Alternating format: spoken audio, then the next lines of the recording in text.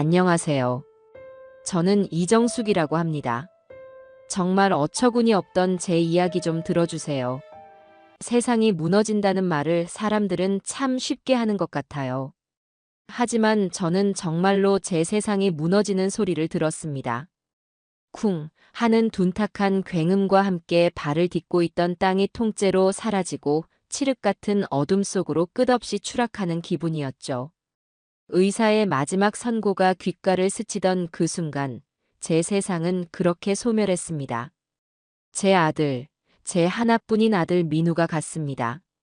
텅 빈 장례식장, 국화꽃 향보다 더 진하게 배어나오는 소독약 냄새가 코를 찔렀어요. 저는 검은 상복을 입은 채로 차가운 바닥에 하염없이 앉아 있었습니다. 사람들 말로는 제가 사흘 밤낮을 꼬박 그렇게 앉아 있었다고 해요. 하지만 제 기억 속 시간은 민우가 떠난 그 순간에 멈춰버려서 얼마나 시간이 흘렀는지 도무지 알 수가 없었습니다. 눈앞에 놓인 아들의 영정사진. 활짝 웃고 있는 그 얼굴을 보고 있자니 저 사진을 찍던 날의 기억이 어제 일처럼 선명하게 떠올랐습니다. 엄마, 나 어때? 좀 어색한가? 몇 해 전 동네 사진관 앞에서 양복을 빌려 입고는 쑥스럽다는 듯 머리를 긁적이던 아들의 모습. 험한 일만 하느라 변변한 정장 한 벌 없던 아들이었어요. 그런 아들에게 제가 억지로 등을 떠밀어 찍게 한 사진이었습니다. 언젠가 좋은 날 쓸 일이 있을 거라고. 그런데 그 좋은 날이 아니라 이렇게 가장 끔찍한 날에 쓰이게 될 줄이야. 어느 부모가 자식의 영정사진을 제 손으로 고를 거라고 상상이나 하겠어요. 차라리 내가 먼저 갔어야 했는데. 이 모진 목숨은 왜 이리도 질긴지. 수천 번, 수만 번을 되뇌어도 달라지는 것은 없었습니다. 민우는 제게 아들이자 세상의 전부였습니다. 27의 남편을 먼저 보내고 홀로 국밥집을 하며 악착같이 키운 자식이었죠. 어릴 때부터 속 한 번 썩인 적 없이 착하고 성실하게 자라주었어요. 남들은 아들 키워봐야 다 소용없다고들 했지만 우리 민우는 달랐습니다. 굳은 일은 도맡아 하고 돈을 벌면 제 내복부터 사오던 살가운 아들이었죠. 그런 아들이 25에 결혼을 하겠다며 한 여자를 데려왔을 때 저는 세상을 다 가진 것처럼 기뻤습니다.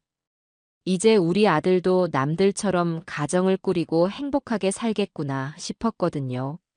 하지만 그 행복은 너무나도 짧았습니다. 며느리라는 여자는 겉만 번지르르 했지 속은 허영과 이기심으로 가득 찬 인간이었어요. 민우가 벌어오는 돈으로는 성에 차지 않는다며 매일같이 바가지를 긁었고 급기야는 갓난아기였던 제 손녀보람이를 내팽개치고 웬 남자와 눈이 맞아 야반도주를 해버렸습니다. 그것도 모자라 민우의 이름으로 된 빚까지 잔뜩 남겨두고서요. 그날 이후 제 아들의 웃음소리를 듣기가 힘들어졌습니다. 아들은 낮에는 공사장에서 일하고 밤에는 대리운전을 하며 빚을 갚아 나갔습니다. 어린 딸을 혼자 키우며 겪었을 고통을 저는 옆에서 지켜보는 것 말고는 해줄 수 있는 게 없었어요. 그렇게 20년이 흘렀습니다. 이제 빚도 다 갚고 손녀 보람이도 20살 어엿한 아가씨로 자라주었죠. 민우는 얼마 전부터 제 국밥집 일을 도우며 엄마, 이제 우리 고생 끝났어. 내가 앞으로 호강시켜 줄게라고 입버릇처럼 말하곤 했습니다. 이제 정말 행복해질 일만 남았다고, 우리 세 식구 웃을 일만 남았다고 믿었는데. 하늘도 무심하시지 그 행복을 눈앞에 두고 아들을 쉬어가셨습니다. 새벽에 가게 일을 돕고 오토바이를 타고 퇴근하던 길에 음주운전 차량에 치여 그 자리에서 즉사했다는 연락을 받았을 때 저는 정말이지 아무 생각도 나지 않았습니다. 발인을 하루 앞둔 날이었습니다. 조문객들의 발길도 뜸해진 늦은 오후, 저는 여전히 영정사진 앞에서 넋을 놓고 있었어요. 곁에서 손녀 보람이가 제 어깨를 주무르며 할머니, 뭐라도 좀 드세요. 이러다 할머니까지 쓰러지셔라며 울먹였지만 목구멍으로 무언가를 넘긴다는 것 자체가 죄를 짓는 것 같았습니다. 바로 그때였어요. 장례식장 문이 끼익 소리를 내며 열렸습니다. 모두의 시선이 문 쪽으로 향했죠. 문을 열고 들어선 건 이 비통한 공간과는 전혀 어울리지 않는 행색의 여자였습니다. 머리부터 발끝까지 값비싼 옷으로 치장하고 얼굴에는 슬픔이라고는 한 점도 찾아볼 수 없는 짙은 화장을 하고 있었죠. 손에는 명품으로 보이는 가방을 들고 또각거리는 구두 소리를 내며 안으로 들어섰습니다. 저는 그 여자의 얼굴을 본 순간 숨이 멎는 것 같았습니다. 20년이라는 세월이 흘렀지만 단번에 알아볼 수 있었어요. 제 아들의 인생을 망가뜨리고 제 손녀를 버리고 떠난 전 며느리 신태미였습니다. 그 여자는 주변을 한번 쓱 훑어보더니 마치 무대에 오르는 배우처럼 당당하게 영정사진 앞으로 걸어왔습니다.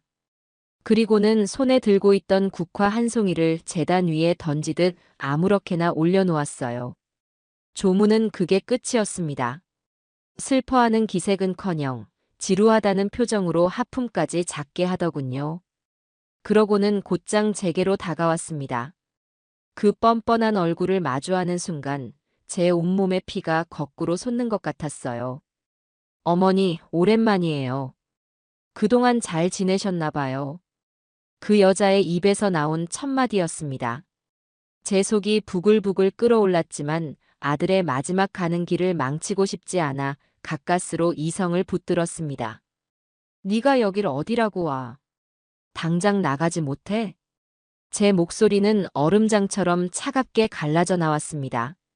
하지만 신태미는 눈 하나 깜짝하지 않았어요. 오히려 입가에 비웃음 같은 미소를 머금고는 제 앞에 더욱 가까이 다가섰습니다. 그리고는 제 귀에 대고 속삭이듯 말했죠. 그 목소리는 제 평생 잊지 못할 겁니다. 어머니, 서류상으론 아직 우리 부부인 거 아시죠? 저는 제 귀를 의심했습니다. 지금 이 상황에 서류라니, 부부라니.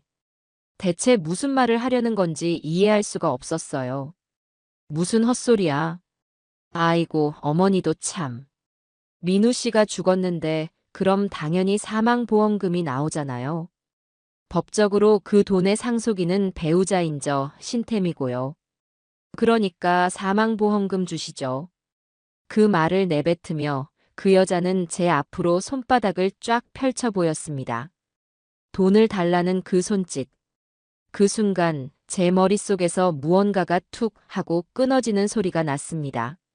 아들의 죽음 앞에서도 흘리지 않았던 눈물이 그 순간 터져 나올 것 같은 분노와 함께 치밀어 올랐어요. 너 지금 제정신이야? 저도 모르게 고함이 터져 나왔습니다. 장례식장에 남아있던 몇 안 되는 친척들과 보람이가 모두 놀라 저희를 쳐다봤어요. 20년이었어. 네가 내 아들하고 갓난쟁이 손녀 버리고 도망간 지 20년이라고. 그 긴 시간 동안 살았는지 죽었는지 연락 한 통 없던 인간이 아들 죽었다는 소식은 귀신같이 듣고 돈 냄새 맡고 찾아와. 네가 인간이야? 제 울분 섞인 외침에도 신태미는 표정 하나 변하지 않았습니다. 오히려 팔짱을 끼고 저를 위아래로 훑어보며 혀를 차더군요. 어머니, 목소리 좀 낮추시죠. 사람들이 다 보잖아요. 어쨌든 법이 그렇다는데 제가 어쩌겠어요. 민우 씨가 저랑 이혼을 안 해준 걸 누굴 탓하겠어요. 아마 어머니가 아들 옆에 끼고 꽉 잡고 사니까 남자가 숨이 막혀서 이혼할 엄두도 못 낸 거 아니에요? 그 말이 제 가슴에 비수처럼 날아와 박혔습니다. 내 아들이, 내 착한 아들이 어떤 심정으로 그 모진 세월을 버텨냈는데 저 여자는 그 모든 고통을 제 탓으로 돌리고 있었어요. 그리고 아직 사망 신고도 안 했다면서요? 빨리빨리 처리해야 저도 돈을 받죠. 괜히 소리 지르지 마시고 좋게 좋게 끝내세요. 안 그러면 이 장례식장 아주 난장판이 될 테니까. 아들 마지막 가는 길 시끄러워지는 거 어머니도 원치 않으실 거 아니에요? 협박이었습니다. 아들의 죽음을 볼모로 잡은 더러운 협박이었죠. 저는 그 순간 결심했습니다. 내 아들의 마지막 길을 더럽히는 한이 있더라도 저 짐승 같은 인간을 그냥 둘 수는 없다고. 제 눈에 조문객들을 위해 차려놓은 상이 들어왔습니다. 편육과 홍어 무침, 그리고 그 옆에 놓인 작은 종지의 새우젓. 저는 망설이지 않았습니다. 자리에서 벌떡 일어나 그 새우젓 그릇을 집어들었어요. 그리고 저를 향해 뻔뻔하게 웃고 있는 신태미의 얼굴을 향해 그대로 던져버렸습니다. 이 짐승만도 못한 년. 찰박 하는 소리와 함께 짭조름한 새우젓이 그 여자의 비싼 옷과 공들여 화장한 얼굴 위로 골고루 흩뿌려졌습니다. 꺄악! 신태미의 비명소리가 장례식장에 날카롭게 울려 퍼졌습니다.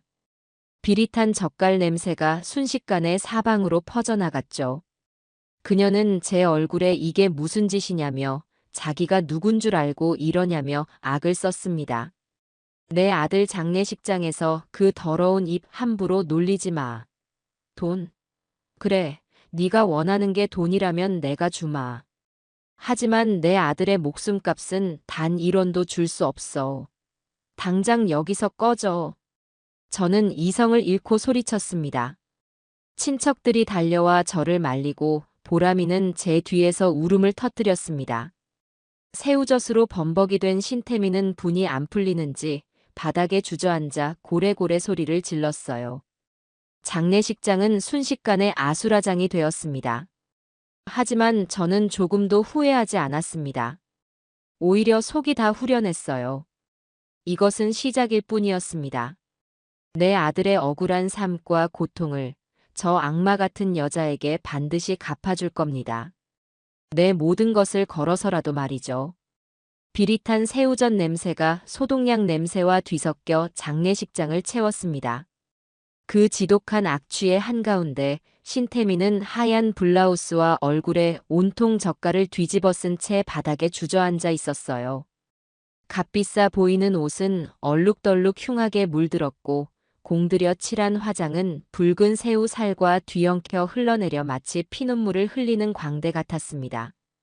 그 꼴이 어찌나 우스꽝스러우면서도 처참하던지 순간 장례식장의 모든 소음이 멎는 듯했죠.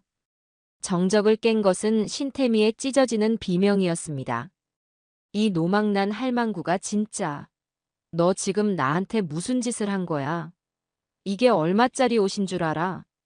바닥에 주저앉아 빽 소리를 지르는 모습은 20년 전 마음에 안 드는 일이 있으면 길바닥에 드러눕던 그 철없던 모습과 조금도 달라진 게 없었습니다. 세월은 그 여자의 얼굴에 주름을 새겼을지언정 그 천박한 근성까지는 어쩌지 못했나 봐요. 저는 차갑게 식은 눈으로 그 여자를 내려다보며 말했습니다. 뭐까? 내 아들 목숨값에 비하면 그깟 옷 나부랭이가 대수더냐. 정 원한다면 네가 뒤집어 쓴 그 새우젓 값은 쳐주마. 우리 가게에서 제일 비싼 거거든. 제 말에 신태미는 얼굴이 시뻘개져서 자리에서 벌떡 일어났습니다. 뭐? 야, 너 내가 누구라고 함부로 짓거려. 그래, 이렇게 나온다 이거지. 좋아. 너 고소할 거야. 합의금 한 푼도 없이 감옥에 쳐넣어 줄 테니까 어디 평생 국밥이나 말면서 살아보라고. 그 여자가 제 멱살이라도 잡을 듯이 달려들자 옆에 있던 제 동생과 조카들이 황급히 앞을 가로막았습니다.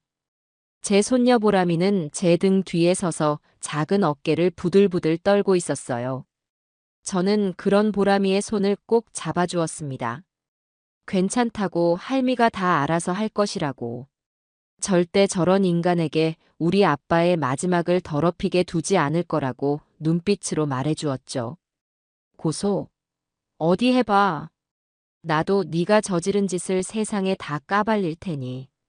20년 전 갓난쟁이 딸자식 내팽개치고 빚만 남긴 채 남자랑 눈 맞아 도망간 년이 이제 와서 죽은 남편 보험금 타내려고 장례식장에서 행패 부린다고. 아주 동네방네 소문 다 내주마. 과연 어느 법이 너 같은 인간의 편을 들어줄지 우리 끝까지 한번 가보자고. 제 서슬 퍼런 기세에 신태미는 순간 말문이 막힌 듯 입만 뻐끔거렸습니다. 그 여자도 아는 거겠죠. 자신의 과거가 얼마나 더럽고 추악한지를. 아무리 법이 자기 편이라고 우겨본들 사람들의 손가락질과 비난까지 막을 수는 없다는 것을요. 장례식장에 있던 몇 안 되는 친척들도 이미 그 여자를 벌레 보듯 쳐다보고 있었습니다. 그 경멸의 시선들을 견딜 수 없었는지 신태미는 결국 한마디를 내뱉고는 몸을 돌렸습니다. 두고 봐. 이따위 방법으론 아무것도 해결 못해. 결국 넌 변호사한테 온 서류를 받게 될 거고 돈은 내가 다 가져갈 테니까. 그때 가서 후회해도 소용없어. 마치 주문처럼 똑같은 말을 반복하며 그 여자는 자신의 명품 가방을 챙겨 들고는 씩씩거리며 장례식장을 빠져나갔습니다.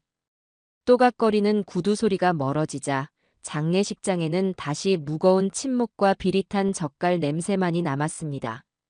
동생이 다가와 제 등을 쓸어주며 말했어요. 언니 괜찮아? 저런 거 상대하느라 고생했네. 그래도 속은 좀 후련하겠다. 동생의 말에 저는 대답 대신 쓴웃음을 지었습니다. 후련하냐고요? 아니요, 전혀요. 오히려 가슴에 커다란 돌덩이가 하나 더 얹힌 기분이었습니다.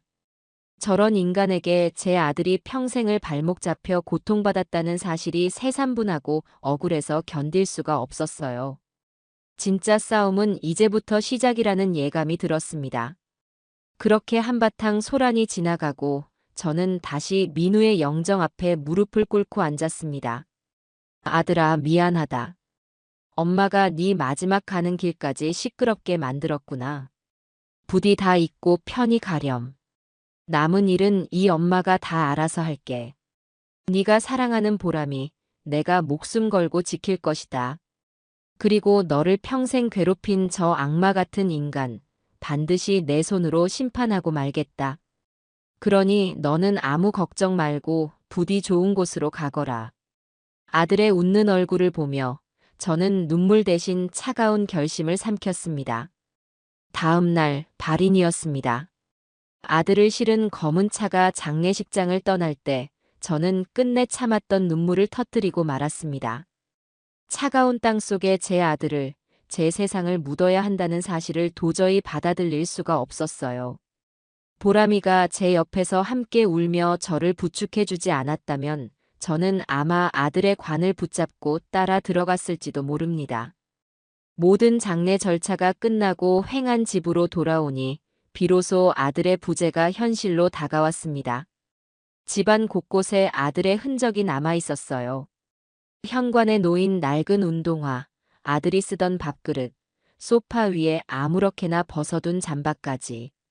마치 금방이라도 엄마 다녀왔습니다 하며 문을 열고 들어올 것만 같아 저는 현관문만 하염없이 바라보았습니다. 하지만 기다리는 아들은 오지 않고 정막만이 제 심장을 파고들었죠. 그날 이후 며칠간 저는 식음을 전폐하고 아들의 방에 틀어박혀 지냈습니다. 아들의 채취가 남은 이불을 끌어안고 목 놓아 울다가 지쳐 잠들기를 반복했어요. 이대로 아들을 따라가고 싶다는 생각뿐이었습니다. 그런 저를 붙잡아준 것은 손녀 보람이었습니다. 할머니, 제발 이러지 마세요. 할머니까지 잘못되면 저는 이제 세상에 정말 혼자 남아요. 아빠도 하늘에서 할머니가 이러시는 거 원치 않으실 거예요. 할머니, 저를 봐서라도 제발 기운 내세요. 네. 눈물 범벅이 된 얼굴로 제게 애원하는 손녀를 보니 정신이 번쩍 들었습니다. 맞아요. 저에게는 아직 지켜야 할 보람이가 있었습니다. 내 아들이 목숨처럼 사랑했던 유일한 혈육. 저 가여운 것을 내버려 두고 제가 무너질 수는 없었죠. 그리고 아직 끝내지 않은 일이 있었습니다. 아들의 명예를 더럽히고 그의 마지막 유산까지 탐내는 그 여자와의 전쟁을 이제 막 시작해야 했습니다. 저는 보람이의 눈물을 닦아주며 제 눈물도 함께 닦아냈습니다. 그리고 결심했어요. 더 이상 울지 않겠다고. 슬픔은 가슴 깊이 묻어두고 독해지기로 했습니다. 내 아들과 내 손녀를 위해서 저는 이제 어미가 아니라 싸움닭이 되어야 했습니다. 아들이 떠난 지 일주일이 지났습니다. 저는 억지로 몸을 일으켜 다시 국밥집 문을 열었어요. 슬픔에 잠겨 있을 수만은 없었습니다. 당장 저와 보람이의 생계가 걸린 문제이기도 했고, 무엇보다 신태미와의 싸움을 위해서는 돈이 필요했으니까요. 가게 문을 열자 단골 손님들이 약속이나 한 듯이 찾아와 저를 위로해 주었습니다. 사장님 힘내세요. 민우, 참 착하고 좋은 청년이었는데 하늘도 무심하시지. 이럴 때일수록 잘 챙겨 드셔야 해요. 이거 드시고 기운 내세요. 이웃들의 따뜻한 말 한마디에 꽁꽁 얼어붙었던 마음이 조금은 녹아내리는 것 같았습니다. 저는 찾아와주는 손님들에게 고맙다는 인사를 하며 묵묵히 국밥을 말았어요. 하지만 마음 한구석은 늘 불안했습니다. 신태미가 장례식장에서 마지막으로 내뱉었던 말이 계속 귓가에 맴돌았거든요. 결국 넌 변호사한테 온 서류를 받게 될 거야. 그 말은 단순한 협박이 아닐 거라는 불길한 예감이 들었습니다. 그리고 그 예감은 틀리지 않았습니다. 가게 일을 마치고 파김치가 되어 집으로 돌아온 어느 날 우편함에 낯선 등기우편물이 꽂혀 있었습니다. 발신인은 법무법인 정이라는 처음 들어보는 곳이었죠. 심장이 쿵 하고 내려앉았습니다. 올 것이 왔구나. 저는 떨리는 손으로 우편물을 뜯었습니다. 안에는 내용 증명이라는 제목의 서류가 들어 있었어요. 내용은 간결하고 차가웠습니다. 귀하의 아들 고 양민우 씨의 사망보험금 및 기타 모든 유산의 법적 상속인은 배우자인 의뢰인 신태미 씨에게 있음을 고지합니다. 조속한 시일 내에 상속 재산에 대한 권리 이전을 이행하지 않을 시 민형사상의 모든 법적 조치를 취할 것임을 알려드립니다. 종이 몇 장에 불과한 서류였지만 그 무게는 천근만근처럼 무겁게 저를 짓눌렀습니다. 눈앞이 캄캄해졌어요. 정말 법이라는 게 저런 파렴치한 인간의 편을 들어준단 말인가. 20년간 부모와 자식의 의무를 내팽개친 사람에게 죽은 사람의 목숨값을 주라고 하는 게 과연 옳은 일인가. 저는 밤새 그 서류를 손에 쥐고 뜬 눈으로 밤을 새웠습니다. 다음 날 저는 가게 단골 손님 중에 변호사 사무실에서 일하는 분이 있다는 사실을 떠올리고 아침 일찍 그분에게 연락을 드렸습니다. 자초지종을 들은 그분은 안타까워하며 자신이 아는 변호사님을 소개해주겠다고 했어요. 실력도 좋고 무엇보다 마음이 따뜻한 분이라며 저를 안심시켰습니다. 저는 지푸라기라도 잡는 심정으로 그 변호사 사무실을 찾아갔습니다. 사무실은 크고 화려하지는 않았지만 가지런히 정돈된 책들과 서류들에서 연륜과 성실함이 느껴졌어요. 저를 맞이한 박 변호사는 50대 중반의 인상 좋은 남성이었습니다. 그는 제게 따뜻한 차를 한 잔 건네며 천천히 이야기해보라고 말해주었어요. 저는 박 변호사 앞에서 그동안 있었던 모든 일을 털어놓았습니다. 민우의 결혼 생활부터 신태미의 야반도주, 그리고 장례식장에서 벌어진 일까지. 제 이야기를 듣는 내내 박 변호사는 무거운 표정으로 고개를 끄덕였습니다. 이야기를 마친 제가 내용 증명 서류를 내밀자 박 변호사는 안경을 고쳐 쓰고 서류를 꼼꼼히 읽어 내려갔습니다. 한참 동안 서류를 보던 그의 입에서 깊은 한숨이 흘러나왔어요. 어머님, 정말 안타깝고 분통 터지는 상황이라는 점 100번 이해합니다. 하지만 법적으로만 본다면 상황이 어머님께 상당히 불리한 것이 사실입니다. 저는 제 귀를 의심했습니다. 변호사님, 그게 무슨 말씀이세요? 아무리 법이라도 그렇지, 어떻게 그런 인간에게 제 아들 돈을 주라고 할 수가 있나요? 어머님, 우리나라 민법상 상속 1순위는 배우자와 직계비속, 즉 자녀입니다. 손녀 따님과 전 며느님이 공동 상속인이 되는 것이죠. 그런데 문제는 아드님께서 남기신 사망보험금의 경우 수익자가 법정 상속인으로 지정되어 있을 가능성이 높습니다. 이 경우 이혼 절차를 마무리하지 않으셨기 때문에 서류상 배우자인 전 며느님에게 상속 우선권이 가게 됩니다. 말도 안 돼요. 그 여자는 20년 전에 집을 나갔어요. 그동안 민우와 보람이를 위해 단돈 1원 한 장 보태준 적이 없다고요. 그건 명백한 유기 아닙니까? 물론입니다. 어머님 말씀처럼 부양의 의무를 현저히 해태한 경우 상속인 결격 사유가 될 수 있다는 특별 조항이 있긴 합니다. 하지만 법원에서 이를 인정받기란 굉장히 까다롭고 어렵습니다. 상대방 측에서는 남편과 시어머니의 강압에 못 이겨 어쩔 수 없이 집을 나왔지만 마음속으로는 항상 그리워했다고 주장할 겁니다. 그리고 그 주장을 뒤집을 수 있는 명백한 증거를 저희 쪽에서 제시해야만 해요. 박 변호사의 냉정한 설명에 저는 눈앞이 아찔해졌습니다. 마음속으로 그리워했다고요? 다른 남자와 희희낙낙하며 해외여행을 다니던 사진이라도 들이밀어야 그 거짓말을 증명할 수 있단 말인가. 게다가 재판으로 가게 되면 판사는 아마 이 점을 가장 먼저 물을 겁니다. 아드님은 왜 20년이라는 긴 시간 동안 이혼 소송을 진행하지 않으셨습니까? 라고요. 아드님께서 이혼을 원치 않으셨다고 판단된다면 그 관계를 유지할 의사가 있었다고 해석될 여지가 있습니다. 이 점이 우리에게 가장 불리하게 작용할 수 있는 부분입니다. 망치로 머리를 한 대 얻어맞은 기분이었습니다. 왜 민우가 이혼을 하지 않았는지 저는 그 이유를 어렴풋이 짐작하고 있었습니다. 하지만 그 아들의 깊은 속내를 차가운 법정에서 어떻게 증명할 수 있을까요? 저는 힘없이 의자에 주저앉았습니다. 이길 수 없는 싸움인가? 결국 내 아들의 목숨값을 저 악마 같은 여자의 손에 쥐어주어야만 하는 건가?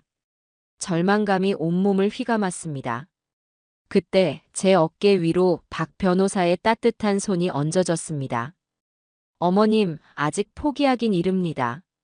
어렵고 힘든 싸움이 되겠지만 방법이 전혀 없는 것은 아닙니다. 어머님의 이야기가 모두 사실이라면 분명히 어딘가에 증거가 남아있을 겁니다. 20년 전의 이웃들, 전 며느님이 남긴 빚 때문에 고통받았던 사람들, 그리고 무엇보다 아드님께서 남기신 유품들. 그 안에 분명히 진실의 조각들이 숨어 있을 거예요. 그 조각들을 우리가 함께 찾아 맞추는 겁니다. 박 변호사의 진심 어린 눈을 보는 순간 꺼져가던 제 마음속에 작은 불씨가 다시 피어올랐습니다. 그래, 이대로 무너질 수는 없어. 내 아들이 하늘에서 이 모습을 본다면 얼마나 원통해할까. 법이 그렇다고 해서 세상의 모든 정의까지 그런 것은 아닐 거야. 저는 자리에서 일어났습니다. 그리고 박 변호사의 손을 굳게 잡았어요. 변호사님, 저는 싸울 겁니다. 그 여자가 제 아들의 이름으로 받아갈 돈은 단 1원도 없습니다. 제 남은 인생을 다 바쳐서라도 진실을 밝히고 제 아들의 억울함을 풀어줄 겁니다. 그러니 부디 저를 좀 도와주세요. 제 단호한 결심에 박 변호사는 고개를 끄덕이며 제 손을 마주 잡아주었습니다. 알겠습니다, 어머님. 저도 변호사의 양심을 걸고 어머님과 함께 끝까지 싸워보겠습니다. 변호사 사무실을 나오는 길, 하늘은 여전히 잿빛이었지만 제 발걸음은 더 이상 무겁지 않았습니다. 저는 이제 혼자가 아니었어요. 그리고 무엇을 해야 할지도 명확해졌습니다.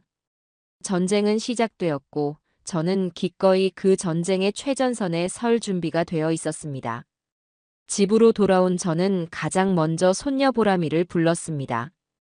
보람이는 학교를 마치고 돌아와 제 눈치를 살피고 있었어요. 제가 변호사를 만나러 간다는 것을 알고 있었기에 불안한 마음으로 저를 기다리고 있었을 겁니다. 저는 보람이를 제 앞에 앉히고 오늘 변호사에게 들었던 모든 이야기를 차분하게 설명해 주었습니다. 우리가 얼마나 불리한 상황에 놓여 있는지, 그리고 앞으로 얼마나 힘든 싸움을 해야 하는지에 대해서요. 제 이야기를 듣는 내내 보람이는 입술을 굳게 깨물고 있었습니다. 그래서 아빠의 보험금을 그 아줌마가 다 가져가게 될 수도 있다는 말씀이세요? 보람이의 목소리가 가늘게 떨려왔습니다. 저는 그런 손녀의 손을 따뜻하게 잡아주며 말했어요. 아니, 절대 그렇게 되게 두지 않을 거야. 할미가 약속할게. 하지만 그러려면 우리 보람이의 도움이 필요하단다. 제 말에 보람이는 고개를 번쩍 들었습니다. 그 작은 눈동자에 저와 같은 분노와 결의가 이글거리고 있었어요. 할머니, 제가 뭘 하면 될까요? 뭐든지 다 할게요. 아빠가 평생 저 여자 때문에 얼마나 힘들어 하셨는지 제가 다 알아요. 아빠가 남기신 마지막까지 그 여자 손에 더럽혀지게 둘 수는 없어요. 절대로요. 어느새 이렇게 컸을까? 제 눈에는 아직도 어린아이 같은 손녀가 이제는 저와 함께 싸울 든든한 동지가 되어 주었습니다. 저는 보람이를 꼭 끌어안았습니다. 우리 둘이라면 분명히 해낼 수 있을 겁니다. 그날 밤부터 저와 보람이는 아들의 유품을 정리하기 시작했습니다. 슬픔을 마주할 용기가 없어 차일피일 미뤄두었던 일이었죠. 아들의 방 문을 여는 것은 여전히 힘든 일이었습니다. 문을 열면 금방이라도 아들이 침대에 누워 잠들어 있을 것만 같았거든요. 방 안에는 아들의 채취가 고스란히 남아 있었습니다. 저와 보람이는 한참 동안 말없이 방 안에 서서 아들의 흔적들을 눈에 담았습니다. 가장 먼저 옷장 문을 열었습니다. 닳고 다른 작업복 몇 벌과 유일하게 가지고 있던 낡은 양복 한 벌, 그리고 보람이가 아르바이트에서 처음으로 사준 티셔츠가 가지런히 걸려 있었어요. 그 티셔츠를 받아들고 아이처럼 기뻐하던 아들의 모습이 떠올라 또다시 눈시울이 뜨거워졌습니다. 서랍장 안에는 낡은 속옷과 양말들이 곱게 개어져 있었습니다. 평생을 검소하게 살아온 아들의 삶이 그 서랍장 안에 고스란히 담겨 있는 것 같았죠. 책상 위에는 보람이의 어릴 적 사진들이 담긴 액자가 놓여 있었습니다. 유치원 재롱잔치 때 찍은 사진, 초등학교 입학식 때 찍은 사진, 중학교 졸업식 때 찍은 사진까지. 아들에게는 보람이가 세상의 전부였구나. 새삼 아들의 깊은 사랑이 느껴져 가슴이 먹먹해졌습니다. 할머니, 이건. 그때 옷장 깊숙한 곳을 정리하던 보람이가 먼지가 뽀얗게 쌓인 낡은 나무 상자 하나를 꺼내왔습니다. 자물쇠로 잠겨있지는 않았지만 꽤 오랫동안 열어보지 않은 듯 보였어요. 저도 처음 보는 상자였습니다. 저와 보람이는 마주 앉아 조심스럽게 상자의 뚜껑을 열었습니다. 상자 안에는 낡은 노트 여러 권이 차곡차곡 쌓여 있었습니다. 표지는 빛이 바래고 종이는 누렇게 변색되어 있었지만 틀림없는 아들의 글씨체였습니다. 아들의 일기장이었어요. 십수년간 써온 것으로 보이는 수십 권의 일기장. 저는 떨리는 손으로 가장 위에 있는 일기장 한 권을 집어들었습니다. 첫 장을 넘기는 순간 저와 보람이는 숨을 죽였습니다. 그곳에는 신태미가 떠난 직후부터 시작된 아들의 고통스러운 시간들이 하루하루 빼곡하게 기록되어 있었습니다. 그 여자가 떠났다. 보람이의 돌반지와 내 통장에 있던 전세금까지 모두 가지고 사라졌다. 남은 것은 갓난쟁이 딸과 내 이름으로 된 빚뿐이다. 하늘이 무너지는 것 같다. 내가 과연 이 아이를 혼자 키울 수 있을까? 막막하고 두렵다. 오늘 보람이가 처음으로 엄마를 찾았다. 칭얼대는 아이를 안고 동네를 몇 바퀴나 돌았는지 모르겠다. 지나가는 젊은 엄마와 아이를 보며 나도 모르게 눈물이 흘렀다. 보람아, 아빠가 미안하다. 빚쟁이들이 가게로 찾아와 깽판을 쳤다. 엄마에게 너무 죄송해서 얼굴을 들 수가 없다. 내가 왜 그런 여자를 만나서 우리 가족 모두를 고통스럽게 하는 걸까? 죽고 싶다는 생각이 들었지만 곤히 잠든 보람이의 얼굴을 보니 그럴 수가 없다. 저 아이를 위해서라도 나는 살아야 한다. 일기장을 한 장 한 장 넘길 때마다 저와 보람이는 소리내어 울 수밖에 없었습니다.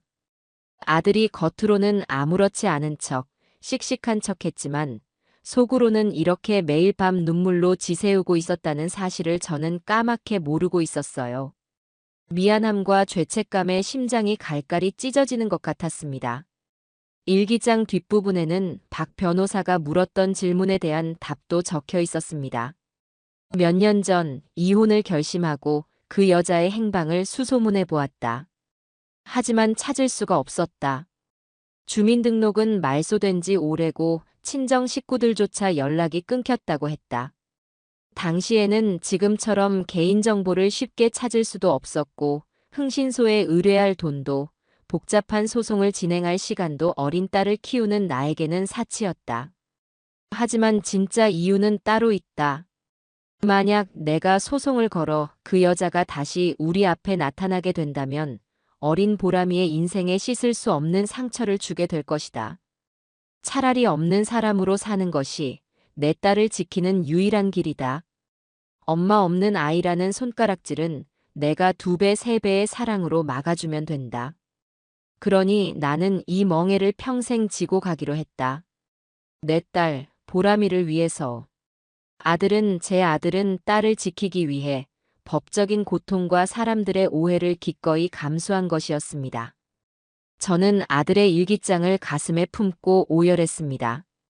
이 바보 같은 아들아, 어리석은 아들아. 왜 혼자 모든 짐을 짊어지려고 했니? 왜 이 엄마에게는 아무 말도 하지 않았니? 한참을 울던 보람이가 눈물을 닦고 자리에서 일어났습니다. 할머니, 이제 울고만 있을 때가 아니에요. 아빠가 남겨주신 이 일기장이 그 여자와 싸울 가장 강력한 무기예요. 이제 우리가 아빠 대신 싸워서 아빠의 억울함을 풀어드려야 해요. 손녀의 다부진 목소리에 저도 정신을 차렸습니다. 맞아요. 슬퍼하는 것은 나중에 해도 늦지 않습니다. 지금은 이 증거를 가지고 싸워야 할 때였어요. 아들의 일기 속에는 신태미의 악행을 증언해줄 사람들의 이름도 여러 번 등장했습니다. 옆집 순이 엄마, 동네 슈퍼 아저씨 등. 20년 전 우리가 살던 동네의 이웃들이었죠. 저는 다음 날 아침 일찍 아들의 일기장을 들고 박 변호사를 다시 찾아갔습니다. 일기장의 내용을 전해 들은 박 변호사는 눈시울을 붉히며 말했어요. 이것 참 아드님, 정말 대단한 분이셨군요. 이 일기장은 재판에서 아주 중요한 증거가 될 겁니다. 아드님께서 이혼을 하지 않은 것이 아니라 못한 이유, 그리고 그 기저에 깔린 깊은 부성애를 증명할 수 있는 결정적인 자료입니다. 박 변호사의 말에 저는 희망을 보았습니다. 이제 뭘 하면 될까요, 변호사님? 일기장에 언급된 20년 전 이웃들을 찾아가서 증언을 확보해야 합니다. 신태미 씨가 아이를 방치하고 외도를 했다는 사실, 그리고 다른 남자와 함께 떠나는 것을 목격했다는 증언을 최대한 많이 모아야 해요. 시간이 오래 흘러 쉽지는 않겠지만 우리가 반드시 해야 할 일입니다. 변호사 사무실을 나온 저는 보람이와 함께 20년 전 살던 동네로 향했습니다. 모든 것이 변해버린 낯선 동네. 과연 이곳에서 아들의 억울함을 풀어줄 진실의 조각들을 찾을 수 있을까? 막막했지만 저는 포기할 수 없었습니다. 아들이 남긴 마지막 흔적을 따라서 저는 진실을 향한 첫걸음을 내디뎠습니다. 20년이라는 세월은 강산만 바꾸는 게 아니더군요. 아들의 낡은 일기장을 나침반 사마보람이와 함께 찾아간 옛 동네는 제 기억 속의 모습은 온데간데 없이 사라지고 낯선 아파트 숲이 되어 있었습니다. 저희가 살던 낡은 연립주택은 흔적도 없이 사라졌고 그 자리에는 번쩍이는 상가 건물이 들어서 있었어요. 어디서부터 시작해야 할지 막막했지만 여기서 포기할 수는 없었습니다. 저와 보람이는 마치 탐정이라도 된 것처럼 동네를 몇 바퀴나 돌며 기억의 조각을 맞추기 시작했습니다. 할머니, 저 슈퍼는 그대로 있는 것 같아요. 보람이가 손가락으로 가리킨 곳에 아파트 단지 상가 구석에 자리 잡은 작은 슈퍼마켓이 보였습니다. 대박 슈퍼라는 촌스러운 간판은 빛이 바래고 칠이 벗겨져 있었지만 제 기억 속에 그 자리를 꿋꿋이 지키고 있었죠. 심장이 다시 뛰기 시작했습니다. 저와 보람이는 홀린 듯 슈퍼 안으로 들어섰습니다. 가게 안은 예전보다 훨씬 비좁아 보였지만 카운터에 앉아 돋보기를 쓴 채 신문을 보고 계신 할아버지의 모습은 20년 전 그대로였습니다. 저 어르신, 혹시 저 기억하시겠어요? 예전에 이 앞 연립주택 살던 민우 엄마예요. 제 목소리에 할아버지는 신문 너머로 눈을 가늘게 뜨고 한참 동안 제 얼굴을 쳐다보셨습니다. 민우 엄마, 가만히 있자. 국밥집 하던 그 댁 맞구먼. 아이고, 이게 얼마만이야. 그동안 어디 가서 살았슈? 얼굴은 하나도 안 변했네. 저를 알아봐 주시는 것만으로도 눈물이 핑 돌 것 같았어요. 저는 반가운 마음에 할아버지의 손을 덥석 잡았습니다. 할아버지는 제 옆에 훌쩍 커버린 보람이를 보시고는 더욱 놀라셨죠. 허허, 이 아가씨가 그럼 그때 그 갓난쟁이 보람이요? 세상에, 이렇게나 컸어? 민우 그놈이 있었다면 얼마나 좋아할꼬. 민우라는 이름이 나오자 할아버지의 얼굴에 그늘이 졌습니다. 이미 동네 사람들을 통해 아들의 비보를 전해 들으신 모양이었어요. 저는 차마 입이 떨어지지 않았지만 이곳에 온 목적을 잊어서는 안 됐습니다. 저는 어렵게 입을 열어 신태미에 대해 물었습니다. 그 이름을 듣자마자 할아버지의 인상이 와락 찌푸려졌습니다. 그 요물 말하는구먼.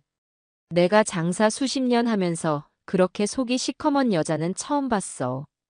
글쎄, 매일같이 찾아와서는 외상으로 제일 비싼 화장품이랑 과자 같은 것만 골라 담아가는 거야. 민우가 뼈 빠지게 벌어온 돈으로 말이지. 그러면 민우는 또 저녁마다 와서 죄송하다고 머리를 몇 번이나 조아리면서 그 외상값을 다 갚고 갔어. 내가 속이 터져서 민우야, 네 마누라 단속 좀 해야겠다고 하면 그 착해 빠진 놈은 제가 더 잘 벌면 되죠 하면서 허허 웃기만 했다니까. 할아버지의 증언은 아들의 일기장에 적힌 내용과 정확히 일치했습니다. 혹시 그 여자가 다른 남자랑 있는 걸 보신 적은 없으세요? 제 조심스러운 질문에 할아버지는 무릎을 탁 치셨습니다. 봤지. 보고 말고. 그것도 한두 번이 아니었어. 웬 번지르르하게 생긴 놈이 비싼 차를 끌고 와서 동네 어귀에서 기다리면 그 여자가 보람이는 집에 혼자 내버려 두고 콧노래를 부르면서 나가더라고. 내가 하도 기가 막혀서 한 번은 애 엄마가 돼서 밤늦게 어딜 그렇게 싸돌아다니냐고 한마디 했더니 글쎄 나한테 뭐라고 했는 줄 알아? 아저씨가 상관할 일 아니잖아요 하면서 눈을 어찌나 흘기던지. 아주 싹수가 노란 여자였어. 결정적인 증언이었습니다. 저는 혹시 그 남자에 대해 기억나는 게 더 없으신지 여쭈었습니다. 할아버지는 한참 동안 턱을 긁으며 생각에 잠기시더니 중요한 단서를 던져주셨어요.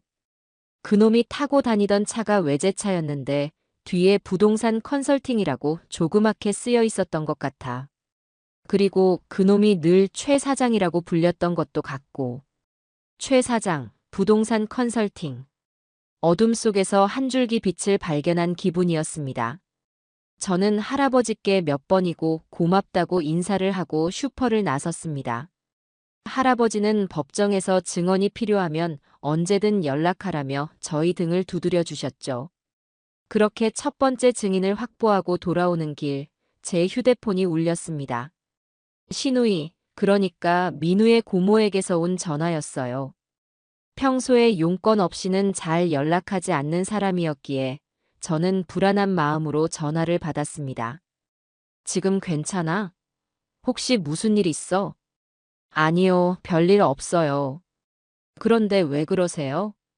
아니, 동네 아줌마들한테 이상한 소문이 돌아서. 시집살이를 하도 지독하게 시켜서 민우 엄마가 견디다 못해 집을 나갔는데 이제 와서 며느리 앞으로 나온 보험금까지 가로채려고 한다고. 이게 다 무슨 소리야? 신우이의 말을 듣는 순간 온몸의 피가 차갑게 식었습니다. 신태미의 반격이 시작된 것이었습니다. 그 여자는 저와 보람이가 증거를 모으고 다닌다는 소식을 어떻게 알았는지 뒤에서 이렇게 비열한 방법으로 여론을 조작하고 있었던 거예요. 독한 시어머니 프레임을 씌워 저를 가해자로, 자신을 비련의 여주인공으로 둔갑시키려는 속셈이었죠. 분노에 온몸이 부들부들 떨렸습니다. 그거 다 그 여자가 꾸며낸 소리예요. 절대 믿지 마세요. 알아. 근데 소문이라는 게 참 무섭잖아. 사람들이 자꾸 그런 소리를 하니까 싸움이 쉽지 않겠어. 단단히 마음먹어야 해. 전화를 끊고 나서도 한동안 손의 떨림이 멈추지 않았습니다. 억울하고 분해서 눈물이 쏟아질 것 같았지만 이를 악물고 참았습니다. 지금 울고 있을 때가 아니었어요. 그 여자가 저열하게 나올수록 저는 더더욱 이성적으로 그리고 철저하게 움직여야 했습니다. 집으로 돌아와 박 변호사에게 전화를 걸어 방금 들은 소문과 슈퍼 할아버지에게서 얻은 단서에 대해 모두 이야기했습니다. 제 이야기를 들은 박 변호사는 잠시 생각에 잠기더니 말했습니다. 상대방이 여론전을 시작했군요. 예상했던 바입니다. 하지만 흔들리실 필요 없습니다, 어머님. 법정은 소문으로 판결하는 곳이 아니라 증거로 말하는 곳이니까요. 오히려 우리가 더 서둘러야 한다는 신호로 받아들이면 됩니다. 최 사장과 부동산 컨설팅이라 중요한 단서를 얻으셨군요. 제가 아는 사람을 통해 한번 알아보겠습니다. 20년 전 일이라 쉽지는 않겠지만 분명히 흔적이 남아있을 겁니다. 며칠 뒤 박 변호사로부터 연락이 왔습니다. 그가 수소문한 끝에 신태미와 함께 도망쳤던 최 사장의 행방을 알아냈다는 것이었습니다. 그는 현재 서울 변두리의 한 허름한 고시원에서 살고 있다고 했어요.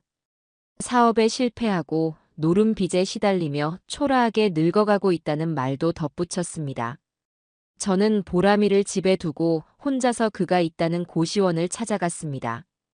좁고 어두운 복도를 지나 박 변호사가 알려준 방문을 두드렸습니다. 한참 뒤에야 문이 빼꼼 열리고 퀭한 눈의 남자가 경계심 가득한 눈으로 저를 쳐다봤습니다. 술과 노름에 찌든 얼굴, 남루한 옷차림. 20년 전 번지르르한 외제차를 끌고 다니던 최 사장의 모습은 어디에도 찾아볼 수 없었죠. 누구세요?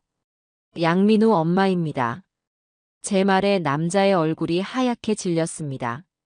그는 황급히 문을 닫으려고 했지만 제가 그 틈을 놓치지 않고 문을 밀고 안으로 들어갔습니다.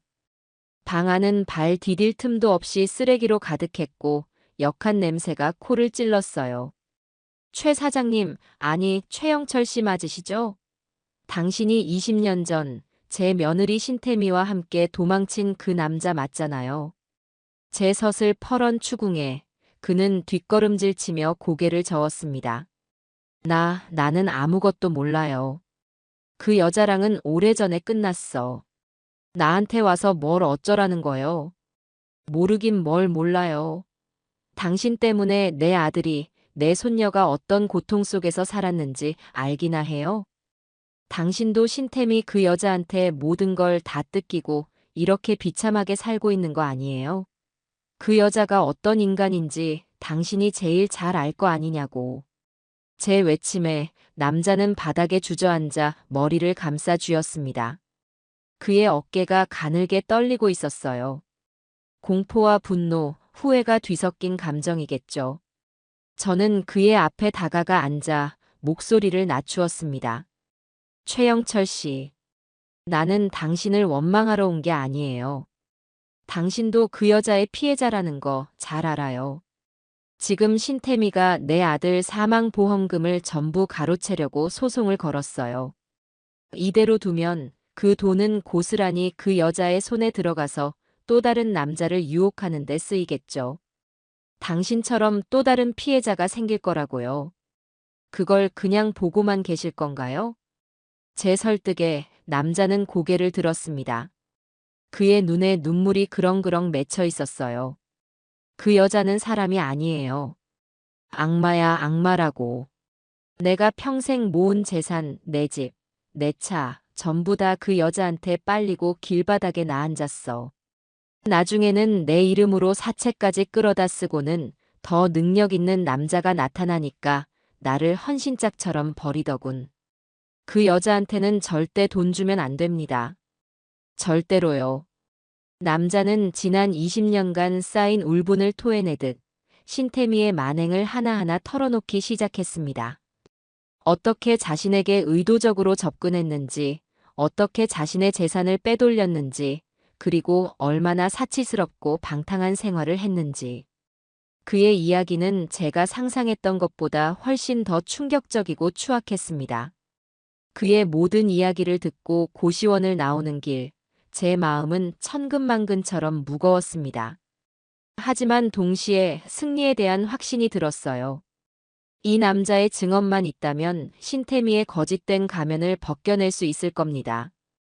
그날 저녁 지친 몸을 이끌고 집으로 돌아왔을 때 박 변호사로부터 또 한 통의 전화가 걸려왔습니다. 이번에는 그의 목소리가 조금 들떠 있었어요.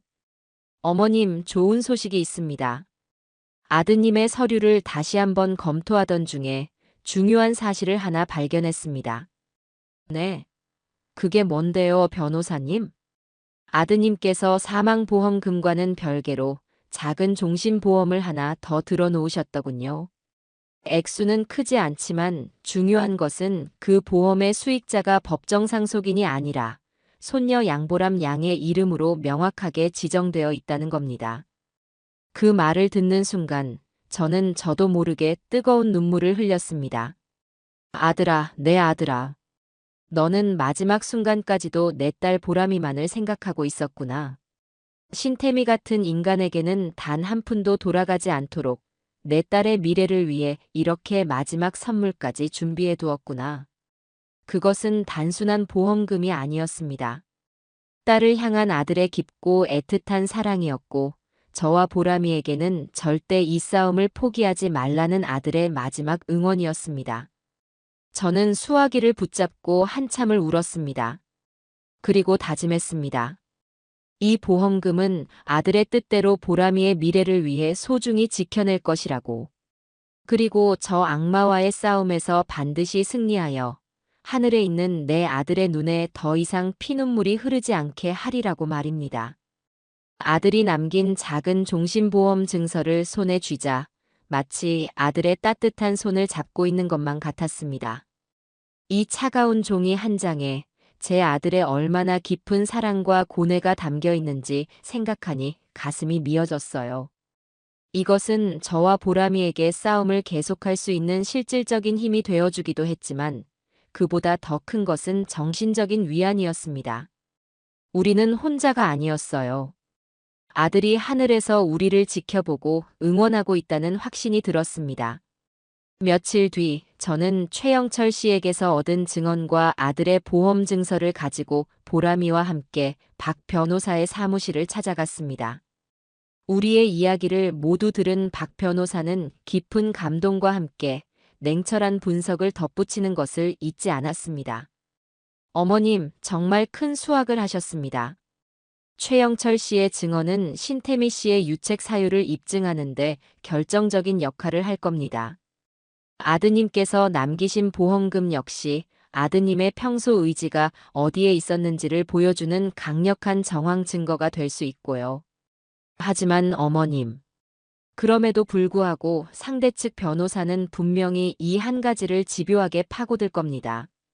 박 변호사는 안경을 고쳤으며 제가 가장 두려워했던 질문을 다시 한번 꺼냈습니다. 그렇게 고통받았다면서 아드님은 왜 20년이라는 긴 시간 동안 이혼 소송을 진행하지 않았습니까? 이 질문에 대한 명확하고 설득력 있는 답변을 준비하지 못하면 우리가 쌓아올린 모든 증거가 한순간에 모래성처럼 무너질 수도 있습니다. 판사는 최영철 씨의 증언을 그저 버림받은 남자의 원한 섞인 진술 정도로 치부해버릴 수도 있고 아들의 일기를 아내를 그리워하는 남편의 애증으로 왜곡해서 해석할 수도 있어요. 법정은 그렇게 냉혹한 곳입니다. 변호사님의 말에 애써 단단히 먹었던 마음이 다시 흔들렸습니다. 저는 아들의 마음을 압니다. 하지만 그 눈에 보이지 않는 사랑을 어떻게 법이라는 차가운 저울 위에 올려 증명할 수 있을까요? 그날 밤 저는 보람이와 함께 다시 아들의 낡은 일기장들을 펼쳤습니다. 그저 증거를 찾기 위해서가 아니라 아들의 마음속으로 더 깊이 들어가 보기 위해서였어요. 우리는 밤을 새워가며 수십 권의 일기장을 처음부터 끝까지 다시 읽어 내려갔습니다. 한자 한자 아들의 눈물과 한숨이 배어 있는 글씨들을 따라가다 보니 이전에는 미처 보지 못했던 아들의 깊은 속내가 보이기 시작했습니다.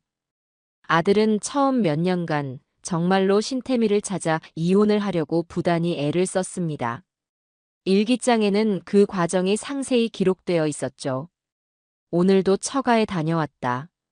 장모는 나를 보자마자 소금을 뿌리며 걔는 우리 딸도 아니니 죽었는지 살았는지 우리한테 묻지 말고 당장 꺼지라고 소리쳤다. 그들도 그 여자에게 단단히 지친 모양이다. 그 여자가 마지막으로 살던 주소지를 찾아가 봤지만 이미 월세가 밀려 쫓겨난 지 오래라고 했다. 빚쟁이들을 피해 야반도주라도 한 것일까? 대체 어디서 뭘 하고 사는 걸까? 이혼 서류에 도장 하나 받는 것이 이렇게나 어려울 줄이야. 아들은 법률구조공단에도 여러 번 찾아갔습니다. 하지만 당시에는 지금처럼 절차가 간단하지 않았어요. 상대방의 주소지를 모르면 소송 자체가 불가능하다는 답변만 되풀이해서 들어야 했습니다. 공시송달이라는 제도가 있다는 것을 알게 되었지만 그러기 위해서는 그 여자가 행방불명이라는 사실을 입증할 수많은 서류와 절차가 필요했습니다. 낮에는 일하고 밤에는 아이를 돌봐야 했던 아들에게 그것은 현실적으로 불가능한 일이었습니다. 그리고 결정적으로 아들이 이혼을 포기하게 된 계기가 된 사건이 있었습니다. 보람이가 초등학교에 입학하고 얼마 지나지 않았을 때의 일이었죠. 오늘 보람이가 울면서 집에 돌아왔다. 학교에서 친구들이 양보람은 엄마 없대요라고 놀렸다고 한다. 나는 아무 말도 할 수 없었다. 그저 아니야. 보람이 엄마는 아주 먼 곳에 일하러 갔어. 언젠가 돌아오실 거야라는 바보 같은 거짓말을 되풀이할 뿐이었다. 아이를 끌어안고 한참을 울었다. 만약 내가 이혼 소송을 진행해서 신문이나 관보에 그 여자를 찾는 공고라도 나게 된다면 만약 그 여자가 돈 냄새를 맡고 우리 앞에 다시 나타나게 된다면 보람이가 받게 될 상처는 지금과는 비교도 할 수 없을 것이다. 아이는 나를 버리고 도망간 엄마의 존재를 평생 멍해처럼 짊어지고 살아가야 할지도 모른다. 안 된다. 절대로 그렇게 둘 수는 없다. 차라리 내가 법적인 남편이라는 굴레를 쓰고 사는 편이 낫다. 내 고통은 잠깐이지만 아이의 상처는 평생 갈 테니까. 바로 이것이었습니다. 아들은 딸을 지키기 위해 이혼이라는 권리를 스스로 포기한 것이었습니다. 세상의 손가락질과 법적인 불이익을 감수하면서까지 딸의 마음에 생길 상처를 막아주고 싶었던 아비의 처절한 사랑. 저는 그제야 아들의 깊은 뜻을 온전히 이해할 수 있었습니다. 다음 날 저는 아들의 일기장 속 이 부분들을 따로 정리해서 박 변호사에게 가져갔습니다. 제 설명을 듣고 일기장의 내용을 꼼꼼히 읽어본 박 변호사는 한동안 말을 잇지 못했습니다. 그의 눈시울이 붉어져 있었어요. 어머님, 제가 변호사 생활 수십 년 하면서 이렇게나 절절한 부성애는 처음 봅니다. 이것은 단순한 일기가 아니라 한 아버지가 딸을 위해 쓴 위대한 사랑의 기록입니다. 이길 수 있습니다, 어머님. 우리는 이 재판에서 반드시 이길 겁니다. 제가 그렇게 만들겠습니다. 박 변호사는 이 일기장의 내용을 법정에서 어떻게 효과적으로 전달할지에 대한 전략을 세우기 시작했습니다. 이것은 변명이 아니라 아들의 인격을 증명하고 신태미의 주장을 정면으로 반박할 가장 강력한 무기가 될 것이라고 확신했죠. 그렇게 저희가 재판 준비에 박차를 가하고 있을 무렵 신태미 측에서도 움직임이 있었습니다. 법원으로부터 정식으로 소장 부본과 재판 기일 통지서가 날아온 것입니다. 그리고 며칠 뒤 신태미의 변호사로부터 내용 증명이 하나 더 도착했습니다. 이번에는 합의 제안서라는 제목이 붙어 있었어요. 내용은 기가 막혔습니다. 전체 보험금의 10%에 해당하는 금액을 도의적인 차원에서 지급할 테니 소송을 취하하고 깨끗하게 물러나라는 것이었습니다. 마치 큰 자비를 베푸는 듯한 오만한 태도였죠. 편지 말미에는 더 이상 무의미한 싸움을 계속하여 고인의 명예를 더럽히지 말고 현명한 판단을 내리시길 바란다는 협박성 문구까지 적혀 있었습니다. 그 편지를 읽는 순간 저는 분노를 넘어 실소마저 터져 나왔습니다. 고인의 명예를 더럽히는 게 대체 누구인데? 저는 당장 박 변호사에게 전화를 걸었습니다. 변호사님, 답장 보낼 필요도 없습니다. 아니, 이렇게 보내주세요. 단 1원도 받을 생각 없으니 그 더러운 돈으로 당신들 변호사 수임료나 보태 쓰라고요. 우리는 법정에서 만날 겁니다. 제 단호한 태도에 박 변호사는 오히려 잘 됐다는 듯 웃었습니다.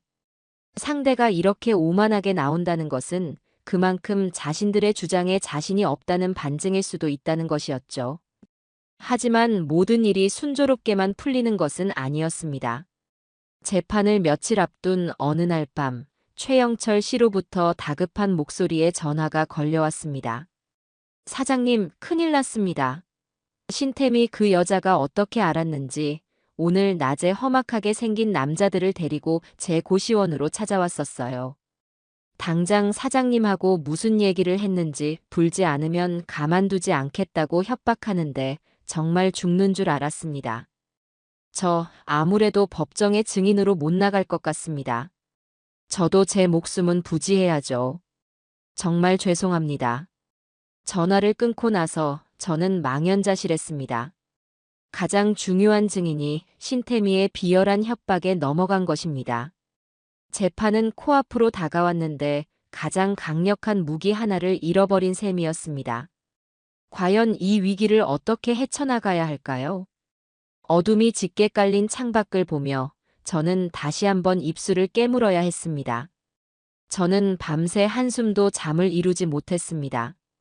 가장 믿었던 증인이 등을 돌리자 눈앞이 캄캄해지는 것 같았어요. 신템이라는 여자는 제가 생각했던 것보다 훨씬 더 악랄하고 교활했습니다. 법의 테두리 안에서만 싸우려 했던 제가 순진했던 걸까요?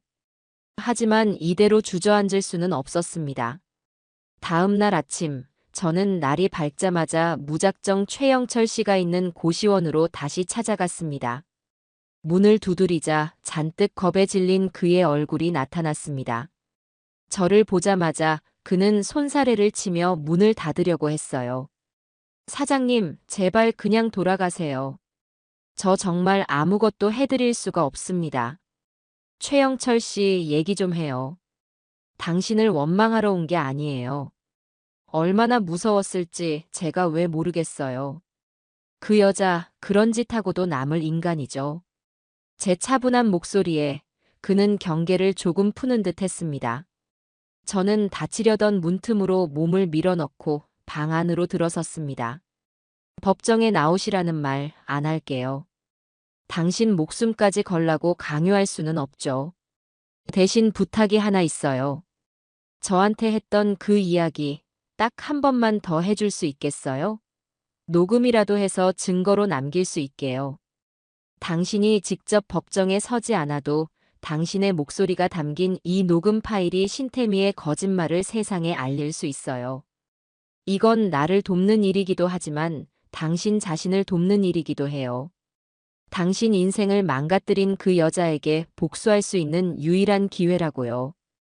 그리고 당신처럼 또 다른 피해자가 나오는 걸 막을 수 있는 일이기도 하고요. 저는 그의 자존심과 양심에 호소했습니다.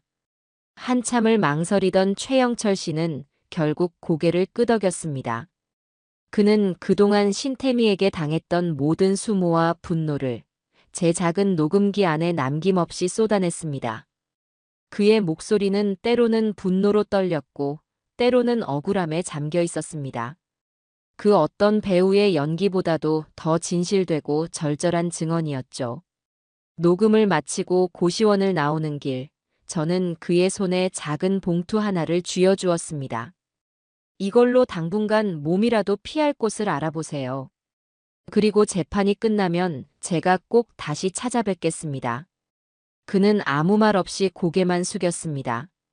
저는 그의 눈에서 고마움과 미안함이 뒤섞인 복잡한 감정을 읽을 수 있었습니다. 결정적인 증거를 다시 확보하고 나니 한시름 놓였습니다. 그리고 저에게는 또 다른 든든한 아군이 생겼습니다. 바로 제 손녀 보람이었죠. 그동안 제가 동분서주하는 모습을 묵묵히 지켜보던 보람이가 어느 날 저와 함께 박 변호사의 사무실을 찾아가 폭탄 선언을 했습니다. 변호사님, 저 재판에서 증언하고 싶어요. 저는 깜짝 놀라 보람이를 말렸습니다. 보람아, 안 된다. 거긴 어른들의 싸움이야. 너까지 나설 필요 없어. 아니요, 할머니. 이건 더 이상 어른들만의 싸움이 아니에요. 제 아빠의 명예가 걸린 싸움이고 제 인생이 걸린 싸움이기도 해요. 아빠는 평생 저를 지키기 위해 모든 걸 희생하셨어요. 이제는 제가 아빠를 지켜드릴 차례예요. 저는 법정에 서서 제 기억 속에 엄마라는 단어가 왜 없는지, 대신 그 자리를 아빠가 얼마나 위대한 사랑으로 채워주셨는지 세상 사람들 앞에서 똑똑히 증언할 거예요. 20살 손녀의 당찬 모습에 저는 더 이상 아무 말도 할 수가 없었습니다. 눈물이 핑 돌았지만 자랑스럽고 대견한 마음이 더 컸어요. 박 변호사 역시 감동한 표정으로 보람이의 손을 잡아주었습니다. 보람 양, 정말 대단하구나. 내 아버지가 하늘에서 아주 자랑스러워 하시겠다. 좋아, 내 용기 있는 증언은 이 재판의 흐름을 바꿀 가장 강력한 무기가 될 거다. 하늘은 스스로 돕는 자를 돕는다고 했던가요? 재판을 며칠 앞두고 정말 예상치 못한 곳에서 연락이 왔습니다. 모르는 번호로 걸려온 전화였는데 자신을 신태미의 옛 친구라고 소개한 한 여성이었습니다. 그녀는 신태미가 퍼뜨린 악의적인 소문을 듣고 양심의 가책을 느껴 전화를 했다고 했어요. 저도 그 언니한테 이용만 당하고 버려졌어요. 처음에는 불쌍한 사람인 줄 알고 도와줬는데 알고 보니 남 등쳐먹는 게 일상인 사람이더라고요. 사장님이랑 아드님이 독해서 쫓겨났다고 동네방네 떠들고 다니는데 정말 기가 막혀서.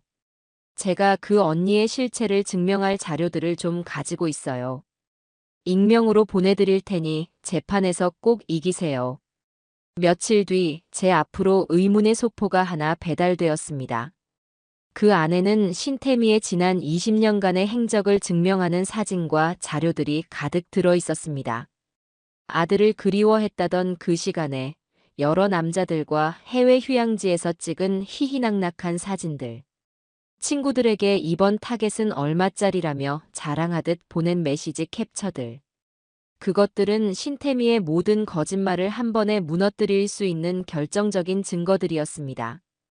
재판 전날 밤 저와 보람이 그리고 박 변호사는 마지막으로 모여 전략 회의를 했습니다. 이제 우리 손에는 넘칠 만큼의 무기가 쥐어져 있었습니다. 첫째, 아들의 눈물과 사랑이 담긴 수십 권의 일기장. 둘째, 20년 전 이웃들의 생생한 증언. 셋째, 최영철 씨의 분노가 담긴 결정적인 녹취록. 넷째, 신태미의 거짓말을 증명할 익명의 제보 자료들. 그리고 마지막으로 아들의 삶 그 자체였던 손녀 보람이의 용기 있는 증언. 더 이상 우리는 방어하는 입장이 아니었습니다.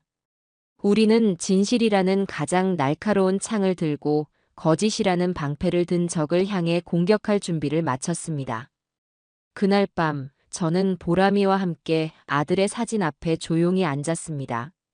재판에 대한 이야기는 하지 않았어요. 대신 아들과 함께했던 즐거웠던 시간들을 추억했습니다. 처음으로 세 식구가 함께 갔던 바다 여행 이야기, 보람이가 아빠 목에 매달려 깔깔대던 이야기, 아들이 끓여주던 김치찌개가 세상에서 제일 맛있었다는 이야기. 그렇게 한참을 웃고 떠들다 보니 어느새 불안했던 마음이 눈 녹듯 사라지고 평온이 찾아왔습니다. 아들이 곁에서 엄마, 우리 딸 잘하고 있어. 걱정하지 마 하고 속삭여주는 것만 같았어요. 다음 날 아침 재판이 열리는 날이었습니다. 저와 보람이는 화려하지는 않지만 가장 깨끗하고 단정한 옷을 꺼내 입었습니다. 법원으로 향하는 발걸음은 조금도 무겁지 않았어요. 우리는 더 이상 슬픔에 잠긴 유가족이 아니었습니다. 사랑하는 사람의 명예를 지키기 위해 싸우러 가는 세상에서 가장 강한 전사였습니다. 법원 건물 앞에 서서 저는 크게 심호흡을 한번 했습니다. 그리고 제 손을 꼭 잡고 있는 보람이를 보며 미소 지었죠. 이제 저 거대한 문을 열고 들어가 심판을 시작할 시간이었습니다. 재판정의 문은 생각했던 것보다 훨씬 더 무겁고 차가웠습니다. 문을 열고 들어서는 순간 높은 천장과 딱딱한 나무 의자, 그리고 정면에 자리한 엄숙한 법대가 저를 압도하는 것 같았어요. 방청석에는 제 동생 내외와 몇몇 친척들이 걱정스러운 얼굴로 앉아 있었고, 반대편에는 신태미 측에서 고용한 듯한 사람들이 앉아 힐끔힐끔 저희를 쳐다보았습니다. 그리고 저만치 앞 피고인석에 신태미가 변호사와 함께 앉아 있었습니다.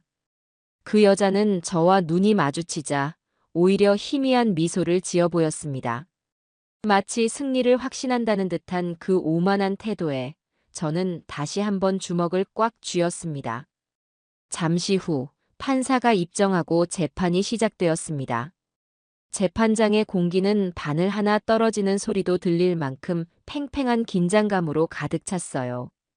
먼저 신태미 측 변호사가 일어나 준비해온 서류들을 바탕으로 신태미의 권리를 주장하기 시작했습니다. 법적으로 하자가 없는 혼인관계, 배우자로서의 정당한 상속 권리.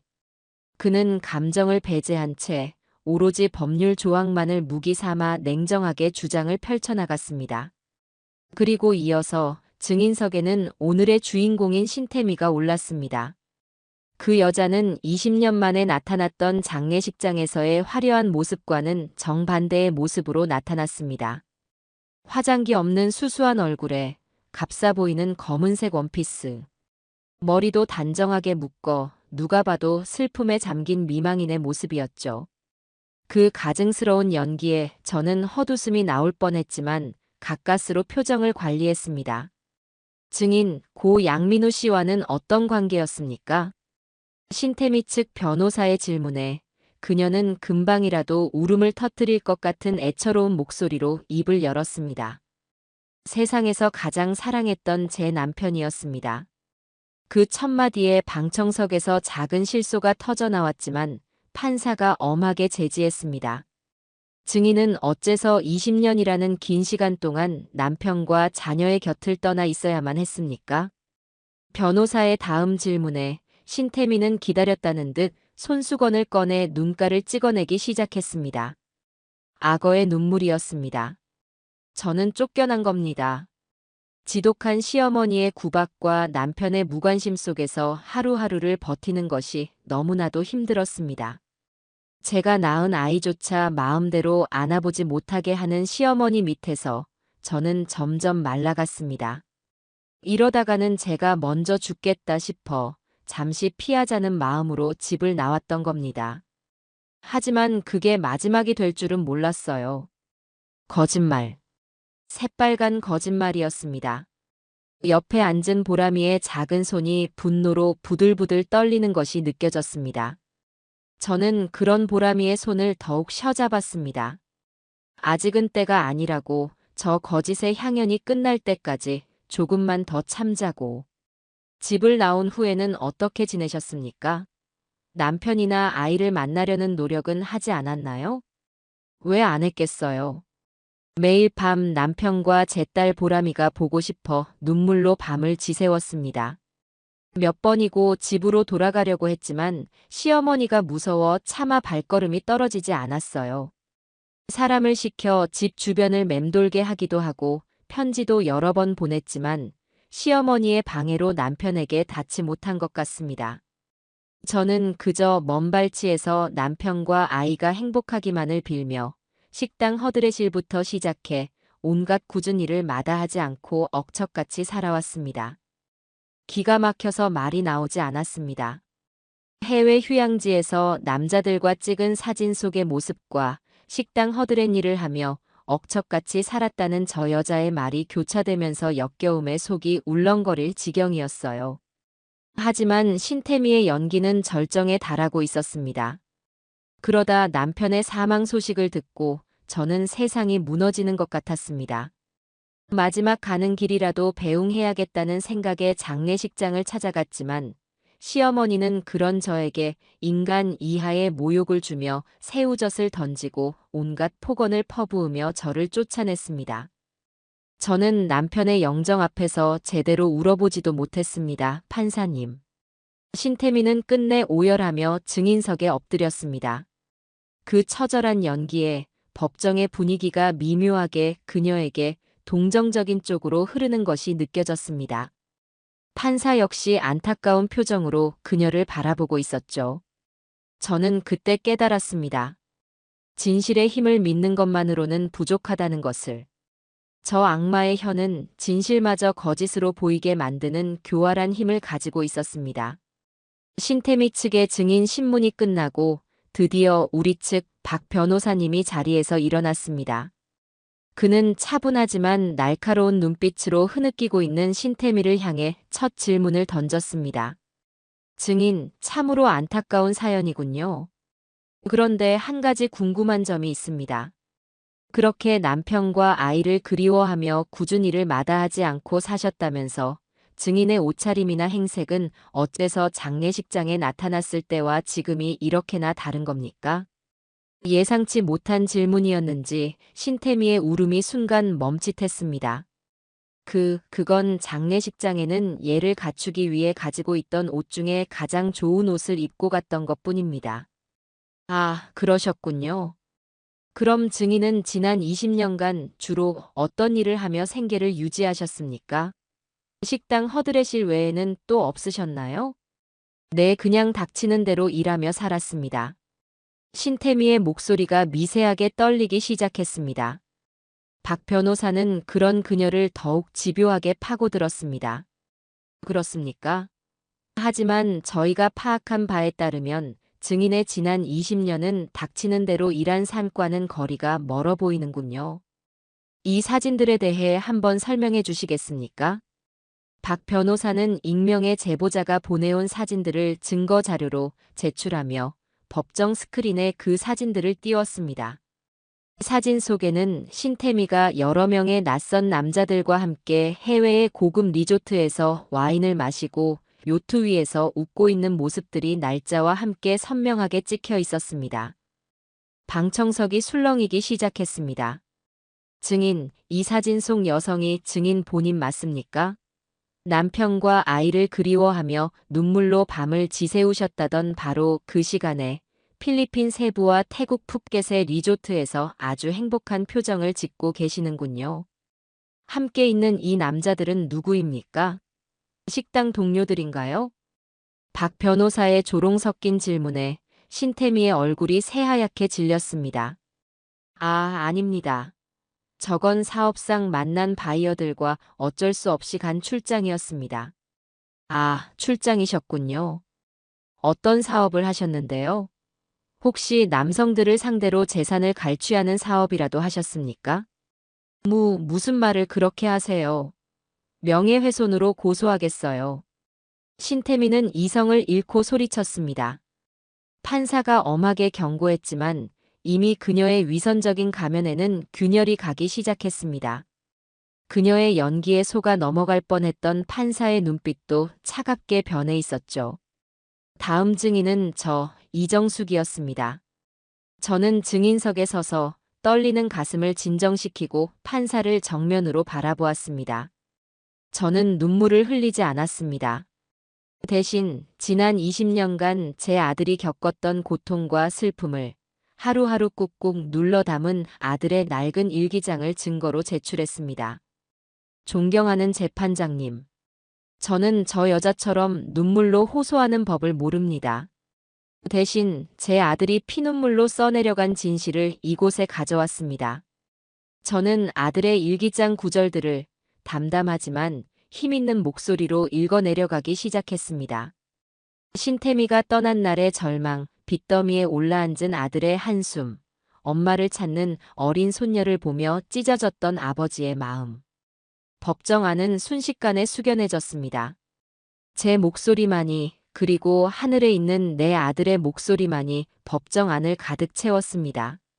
저 여자는 단 한 번도 아들이나 손녀를 찾아오지 않았습니다. 단 한 번도 양육비를 보낸 적이 없습니다. 그리고 제 아들은 저 여자를 찾을 수 없어서, 그리고 행여나 찾게 되더라도 어린 딸이 받게 될 상처가 두려워 이혼을 안 한 것이 아니라 못한 것입니다. 이것은 부성애라는 이름의 위대한 희생이었습니다. 그런데 이제 와서 법적인 권리요? 20년간 아비와 어미의 의무를 내팽개친 자에게 대체 무슨 권리가 있다는 말입니까? 제 증언이 끝나자 법정 안에서는 작은 탄식들이 터져 나왔습니다. 신태미는 고개를 푹 숙인 채 아무 말도 하지 못했습니다. 그리고 마지막으로 제 손녀 보람이가 증인석에 섰습니다. 교복을 입은 작은 아이가 증인석에 서자 모두의 시선이 그 아이에게로 향했습니다. 저는 차마 그 모습을 볼 수가 없어 눈을 질끈 감았습니다. 증인 양보람 양. 증인의 어머니에 대해 기억나는 것이 있습니까? 박 변호사의 질문에 보람이는 고개를 저었습니다. 아니요. 제 기억 속에 엄마라는 단어는 없습니다. 담담한 한마디. 하지만 그 어떤 절규보다도 더 큰 슬픔이 담겨 있었습니다. 하지만 제 인생 모든 곳에 아빠가 있었습니다. 제가 아플 때 밤새 저를 간호해 주신 분도 아빠였고, 운동회 때 다른 아빠들보다 더 열심히 달려주신 분도 아빠였습니다. 세상 사람들은 저를 엄마 없는 아이라고 불렀을지 모르지만 저는 단 한 번도 사랑이 부족하다고 느끼며 자라지 않았습니다. 제 아빠는 세상에서 가장 위대한 아버지이자 가장 완벽한 어머니셨으니까요. 보람이는 눈물을 흘리면서도 또박또박 자신의 이야기를 이어갔습니다. 그리고 마지막으로 고개를 숙이고 있는 신태미를 똑바로 쳐다보며 외쳤습니다. 저기 앉아있는 저 사람은 제 아빠의 목숨값을 받으러 온 사람이 아닙니다. 평생 아빠를 괴롭히고 죽어서까지 아빠의 명예를 더럽히며 아빠의 고통값을 받으러 온 사람입니다. 존경하는 재판장님, 부디 제 아빠의 마지막 자존심을 지켜주세요. 보람이의 외침이 끝났을 때 법정 안은 그야말로 눈물바다가 되었습니다. 방청석 여기저기서 훌쩍이는 소리가 들려왔고 딱딱하기만 하던 판사의 눈가마저 붉게 물들어 있었습니다. 첫 재판은 그렇게 우리의 진심이 모두의 마음을 울리는 가운데 끝이 났습니다. 두 번째 재판 기일이 잡히기까지 약 한 달의 시간이 흘렀습니다. 그동안 신태미 측에서는 저희가 제출한 증거들을 반박하기 위해 안간힘을 쓰는 듯 했지만 이미 기울어진 전세를 뒤집기에는 역부족으로 보였습니다. 오히려 저희에게는 더욱 강력한 무기들이 남아 있었죠. 두 번째 재판이 열리는 날, 법정의 분위기는 첫 재판과는 사뭇 달랐습니다. 신태미는 여전히 피해자인 척 수수한 옷차림으로 나타났지만 그녀를 향한 방청석의 시선은 싸늘하기 그지없었어요. 그날의 첫 번째 증인은 20년 전 동네에서 슈퍼를 운영하셨던 할아버지였습니다. 할아버지는 증인석에 서서 과거 신태미가 얼마나 사치스러웠는지, 그리고 제 아들 민우가 얼마나 성실하고 착한 청년이었는지를 힘주어 증언해 주셨습니다. 내가 똑똑히 봤구먼요. 그 여편네가 웬 놈의 차를 타고 나가는 걸. 그때마다 어린 것은 집에 혼자 내버려뒀어요. 그 착해 빠진 민우만 불쌍하지. 판사님, 하늘이 무섭지도 않나 저런 사람한테 돈을 주면 안 되는 겁니다. 할아버지의 꾸밈 없는 증언이 끝나자 박 변호사님은 비장의 무기를 꺼내 들었습니다. 바로 최영철 씨의 목소리가 담긴 녹음 파일이었습니다. 존경하는 재판장님, 지금부터 재생할 녹음 파일은 20년 전 증인 신태미 씨와 함께 야반 도주했던 당사자 최영철 씨의 육성 증언입니다. 증인은 신태미 씨의 협박으로 인해 이 자리에 직접 서지는 못했지만 그의 목소리는 그 어떤 증언보다 더 큰 진실의 힘을 가지고 있을 것입니다. 박 변호사님의 말이 끝나자 법정 안에는 최영철 씨의 떨리는 목소리가 울려 퍼지기 시작했습니다. 그 여자는 처음부터 계획적으로 저한테 접근했습니다. 제가 가진 돈을 보고요. 제 모든 재산을 자기 명의로 돌려놓고 나서는 저를 빚더미에 앉히고는 다른 남자를 찾아 떠났습니다. 아이와 남편을 그리워했다고요? 천만에요. 그 여자가 입에 달고 살던 말은 내 인생의 걸림돌은 다 치워버려야 한다는 소리였습니다. 제발 저 악마 같은 여자에게 제2, 제3의 피해자가 생기지 않도록 막아주십시오. 녹취록이 재생되는 동안 신태미는 사색이 된 얼굴로 거짓말이야. 저거 다 거짓말이야. 라고 중얼거렸습니다. 그녀의 변호사 역시 저 녹취록은 불법적으로 얻은 것이라 증거 능력이 없다고 항의했지만 박 변호사님은 최영철 씨의 동의하에 녹음된 합법적인 증거임을 증명하는 서류를 제출하며 차분하게 반박했습니다. 신태미의 거짓말과 탐욕스러운 실체가 만천하에 드러나는 순간이었습니다. 하지만 이것은 시작에 불과했습니다. 박 변호사님은 마지막 쐐기를 받기 위해 익명의 제보자가 보내온 사진과 메시지들을 법정 스크린에 다시 한번 띄웠습니다. 피고는 남편을 그리워하며 꾸준히 일을 했다고 증언했습니다. 하지만 이 자료들을 보시죠. 2015년 8월 필리핀 세부, 2017년 12월 태국 푸켓, 2019년 5월 베트남 다낭. 남편이 죽기 불과 몇 달 전인 작년 겨울에는 일본 홋카이도에서 스파를 즐기고 계셨군요. 이 모든 여행 경비와 사치품들은 함께 있는 이 남성들이나 혹은 또 다른 피해자들의 주머니에서 나온 것 아닙니까? 스크린에는 신태미가 보낸 이번 타겟은 강남의 건물 하나 가진 호구야. 한 5억 정도만 뽑아먹고 헤어져야지. 크크라는 메시지 내용까지 적나라하게 공개되었습니다. 방청석에서는 경악의 탄식이 터져나왔고 신태미는 더 이상 아무런 변명도 하지 못한 채 고개를 푹 숙였습니다. 그녀의 변호사마저도 더 이상 변호할 의지를 잃었는지 굳은 표정으로 입을 다물고 있었어요. 모든 증거 조사가 끝나고 재판장이 최후 변론을 준비하라고 말하는 순간이었습니다. 궁지에 몰린 신태미는 갑자기 자리에서 벌떡 일어나더니 이성을 잃고 제 쪽을 향해 손가락질하며 소리치기 시작했습니다. 다 너 때문이야. 다 저 독사 같은 시어머니 때문이라고. 그러게 내가 좋게 말할 때 돈을 줬으면 될 거 아니야. 내 돈. 원래 내 몫이었다고. 근데 그걸 안 주려고 이딴 식으로 내 뒤를 캐고 내 인생을 망쳐? 스스로 무덤을 파는 발언이었습니다. 원래 내 몫인 돈. 그녀의 입에서 나온 그 한마디는 그녀가 이 재판에 임하는 목적이 오로지 돈이었음을 스스로 자백하는 꼴이었습니다.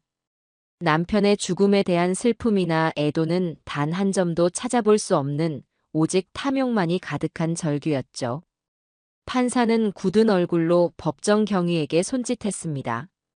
법정 소란죄. 신태미는 경위들에게 양팔을 붙들려 질질 끌려나가면서까지 제게 저주를 퍼부었습니다. 이정숙, 너 내가 가만 안 둬. 두고 봐, 내가 나가서. 그녀의 바락 섞인 외침은 굳게 닫히는 재판정 문 밖으로 서서히 사라졌습니다. 그토록 기세등등하던 악마가 무너지는 순간을 저는 담담한 눈으로 끝까지 지켜보았습니다. 통쾌함보다는 허무함과 함께 내 아들에 대한 가여움이 더 크게 밀려왔습니다. 내 아들은 평생 저런 인간에게 발목이 잡혀 고통받았던 것입니다. 모든 것이 끝났습니다. 이제 판결을 기다리는 일만 남았습니다. 박 변호사님은 제 손을 잡으며 승리를 확신한다고 말했습니다. 저 역시 정의가 살아있다면 반드시 우리가 이길 것이라고 믿었습니다. 드디어 판결 선고일. 저와 보람이는 한 달 전과 같은 자리에, 하지만 전혀 다른 마음으로 앉아 있었습니다. 초조함과 불안함 대신 담담함과 약간의 기대감이 마음속에 자리하고 있었죠. 피고 인석에는 구치소에서 바로 온 듯 수의를 입은 신태미가 고개를 푹 숙인 채 앉아 있었습니다. 지난번 법정에서 보았던 오만하고 도끼 서린 모습은 온데간데 없고 모든 것을 포기한 듯한 초라한 모습이었습니다. 재판장이 법정에 들어서고 모두가 자리에서 일어섰다 앉았습니다. 장내는 숨막히는 정적으로 가득 찼어요. 판사는 판결문을 들고 잠시 법정 안을 둘러본 뒤 천천히 입을 열었습니다. 그의 목소리는 낮고 엄숙했습니다. 지금부터 판결을 선고하겠습니다. 저도 모르게 보람이의 손을 꽉 잡았습니다. 원고 신태미의 피고 이정숙, 양보람에 대한 상속 재산분할 청구 소송에 대하여 재판부는 다음과 같이 판결합니다. 판사는 잠시 말을 멈추고 피고인석의 신태미와 저를 번갈아 쳐다보았습니다. 그리고 마침내 마지막 선고를 내렸습니다. 원고의 청구를 모두 기각한다. 그 순간 제 귀를 의심했습니다. 기각. 모두 기각. 우리가 이긴 것이었습니다.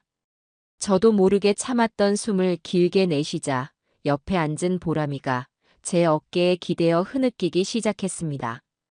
박 변호사님은 제 등을 두드리며 따뜻한 미소를 지어 보였어요. 판사의 판결 이유 설명이 이어졌습니다. 원고 신태미는 혼인 기간 대부분을 가출하여 배우자인고 양민우와 자녀인 양보람에 대한 부양의 의무를 현저히 해태하였음이 인정된다. 또한 피상속인의 장례에 참석하여 슬픔을 표하기는커녕 사망보험금을 요구하며 소란을 피우고 재판 과정에서 수많은 거짓 증언으로 고인의 명예를 심각하게 훼손하였다. 이는 민법 제1004조 상속인 결격 사유 중 피상속인 또는 그 배우자에게 심히 부당한 대우를 한 경우에 명백히 해당한다. 따라서 재판부는 원고 신태미의 상속권을 박탈하는 것이 마땅하다고 판단한다. 판결은 거기서 끝나지 않았습니다. 또한 원고 신태미는 증인으로 출석하여 선서하였음에도 불구하고 재판 과정에서 수많은 허위 사실을 증언하여 사법부의 공정한 판단을 심각하게 저해하였다. 이는 명백한 위증죄에 해당하므로 재판부는 원고를 법정에서 구속하고 검찰에 정식으로 기소할 것을 명령한다. 통쾌한 판결이었습니다. 신태미는 상속권을 박탈당해 단 한 푼도 받을 수 없게 된 것은 물론 위증죄까지 더해져 죗값을 치르게 된 것입니다. 판결이 내려지는 순간 신태미는 바닥에 주저앉아 통곡하기 시작했습니다. 하지만 그 눈물에 동정심을 보내는 사람은 아무도 없었습니다. 법정 경위들이 다가와 그녀를 일으켜 세워 수갑을 채웠습니다. 그녀는 그렇게 자신이 판 무덤 속으로 스스로 걸어 들어갔습니다. 재판이 끝나고 법정을 나오는 길, 하늘은 거짓말처럼 맑고 푸르렀습니다. 동생과 친척들이 다가와 제 손을 잡고 그동안 고생했다며 정말 잘 됐다고 축하해 주었습니다. 박 변호사님은 소송 비용은 받지 않겠다며 오히려 이번 사건을 통해 진정한 정의가 무엇인지 다시 한번 깨닫게 해주어 고맙다고 말했습니다. 저는 모든 분에게 허리 숙여 감사 인사를 전했습니다.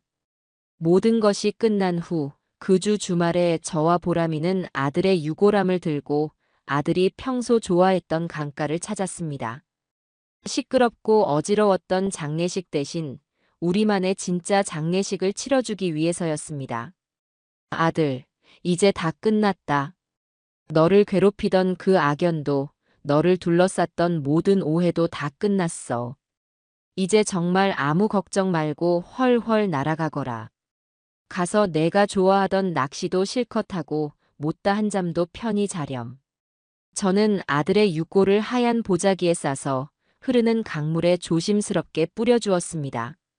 하얀 뼈가루가 햇살에 반짝이며 강물 속으로 퍼져나가는 모습을 보며 저는 비로소 아들을 편안하게 보내줄 수 있었습니다. 보람이도 제 옆에서 눈물을 흘리면서도 웃는 얼굴로 아빠에게 마지막 인사를 건넸습니다. 아빠, 안녕. 할머니랑 저, 이제 정말 괜찮아요. 아빠가 하늘에서 지켜봐 주시는 거 다 알아요. 아빠 딸이라서 정말 행복했어요.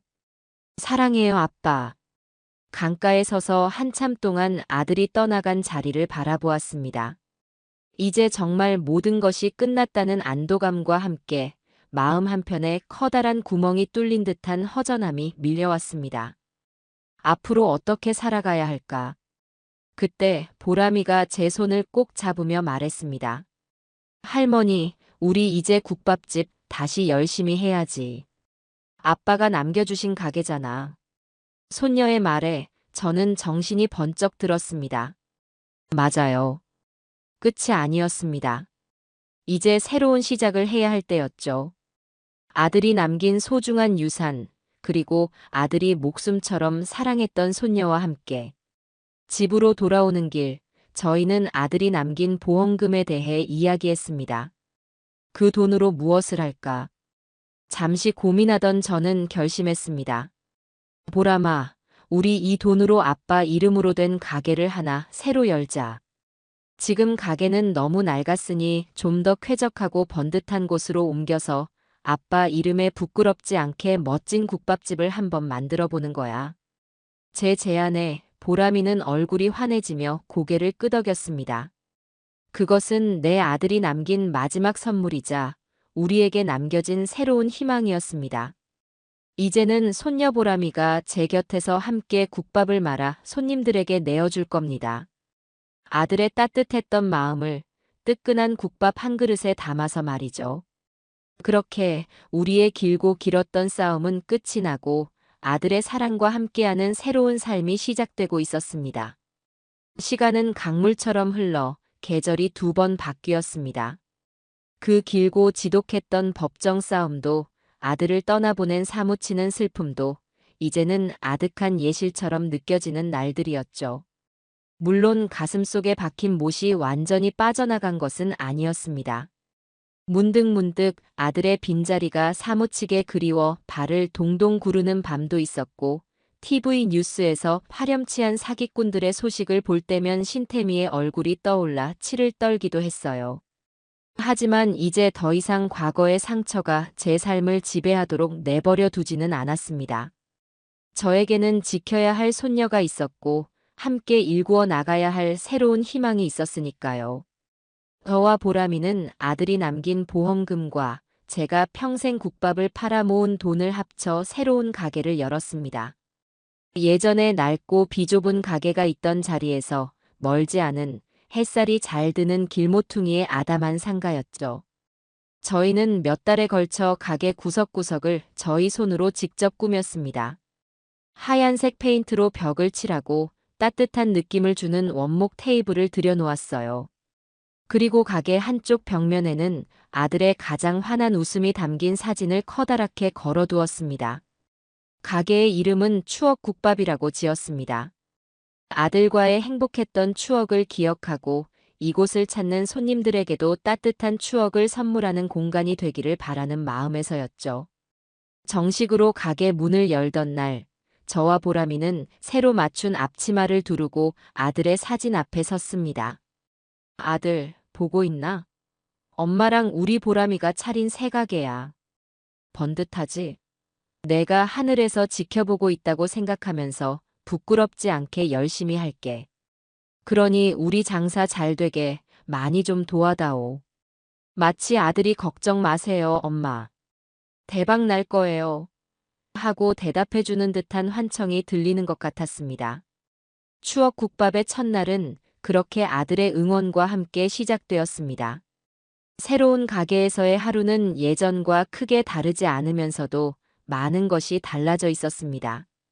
저는 여전히 새벽 4시면 일어나 육수를 끓이고 깍두기를 담갔습니다. 평생을 해온 일이었지만 이제는 더 이상 고되게만 느껴지지 않았어요. 제 옆에는 든든한 동지인 보람이가 함께하고 있었으니까요.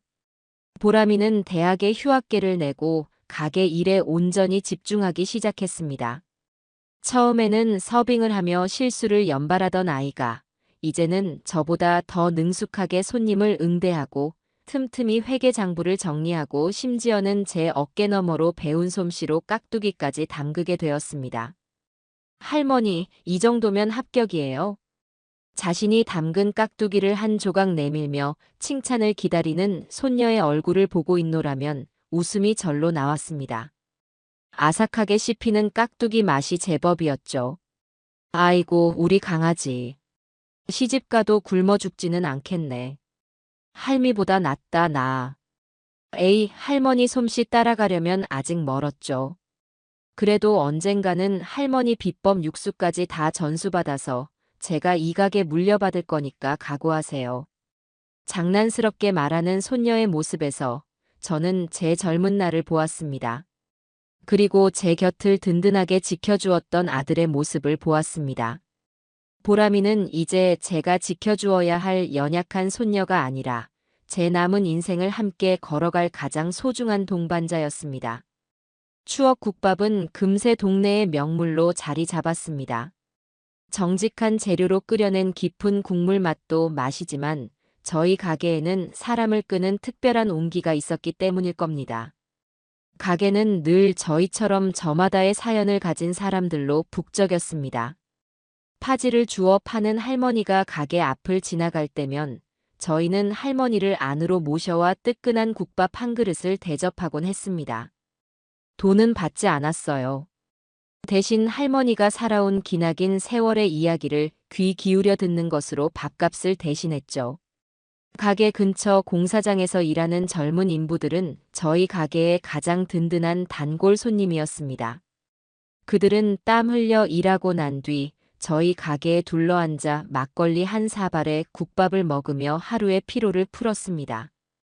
땀에 전 작업복을 입은 그들의 모습에서 저는 늘 제 아들 민우를 떠올렸습니다.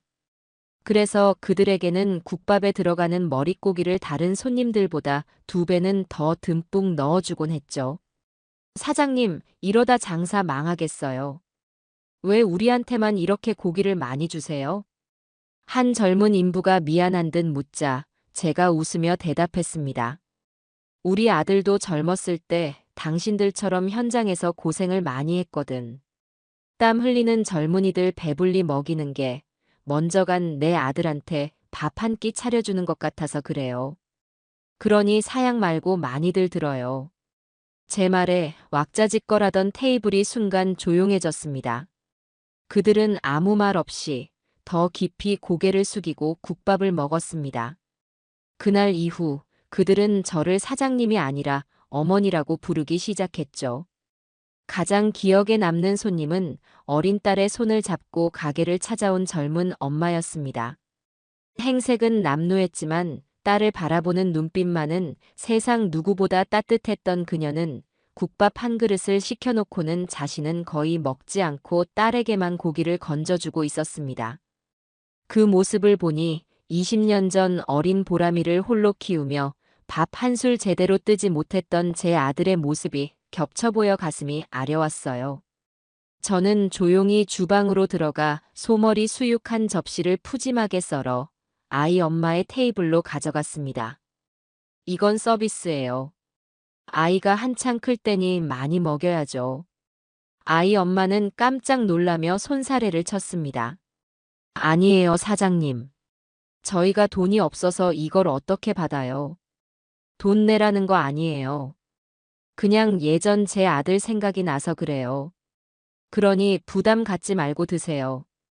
그리고 앞으로도 아이 데리고 일주일에 2~3번은 꼭 들러요. 내가 우리 손녀 먹인다 생각하고 아이 밥은 책임지고 챙겨줄 테니. 제 진심 어린 말에 아이 엄마는 결국 참았던 눈물을 터뜨렸습니다. 그녀는 한참을 울며 자신의 이야기를 털어놓았죠.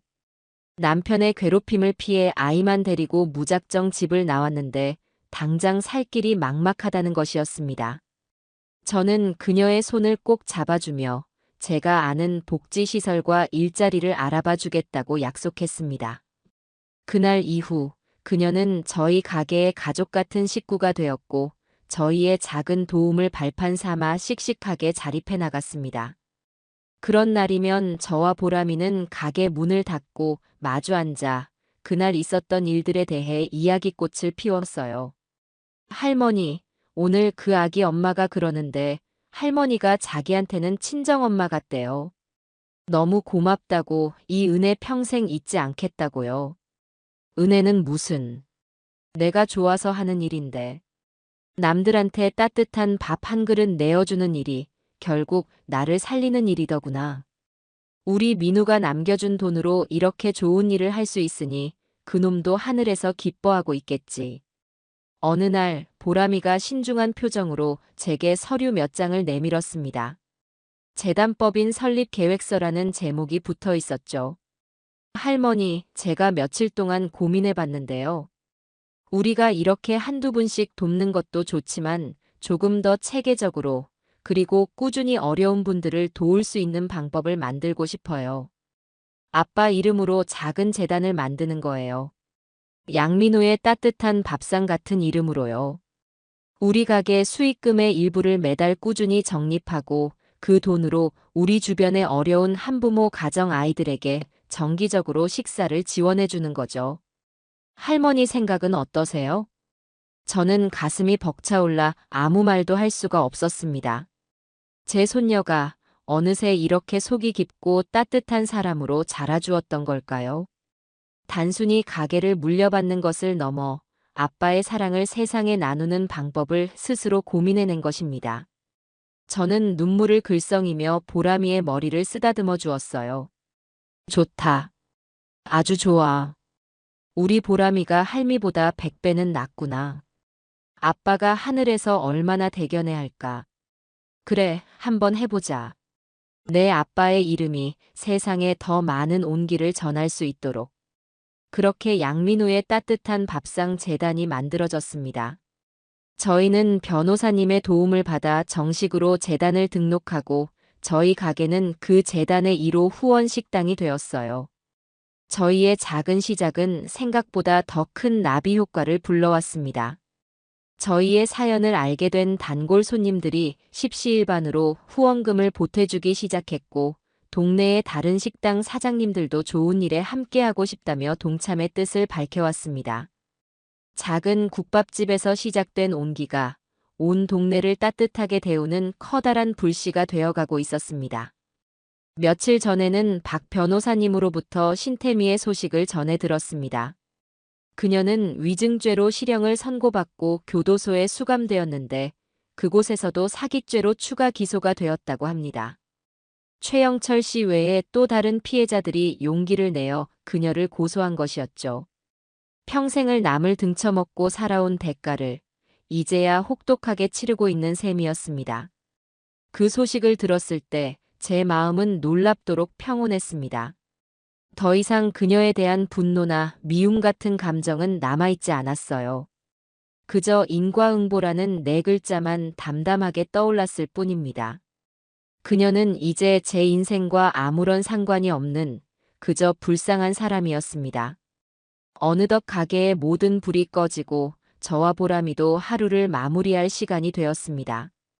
늦은 저녁을 먹기 위해 저희는 가게 한쪽에 마주 앉아 서로에게 뜨끈한 국밥을 한 그릇씩 퍼주었습니다. 깊고 진한 국물, 푸짐하게 담긴 고기, 그리고 아삭한 깍두기. 이야, 오늘따라 국밥 맛이 유난히 더 좋은데요, 이 사장님? 보람이가 장난스럽게 저를 사장님이라고 부르며 웃었습니다.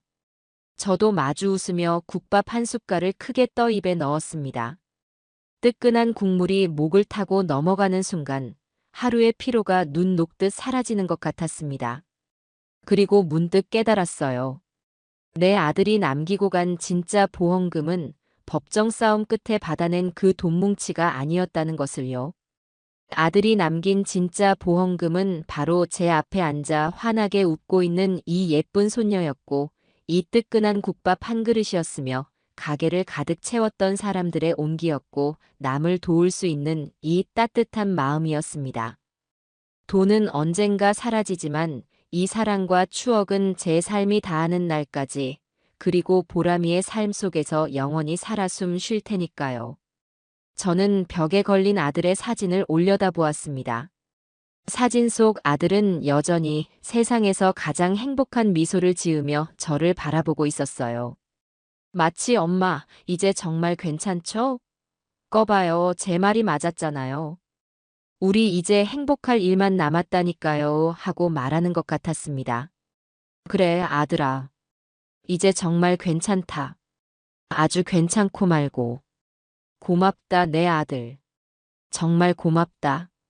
저는 나지막이 아들에게 화답하며 다시 한번 뜨끈한 국밥을 입안 가득 채웠어요. 창밖은 어두웠지만 저와 보람이가 마주 앉은 작은 국밥집 안은 세상 그 어디보다도 밝고 따뜻했습니다.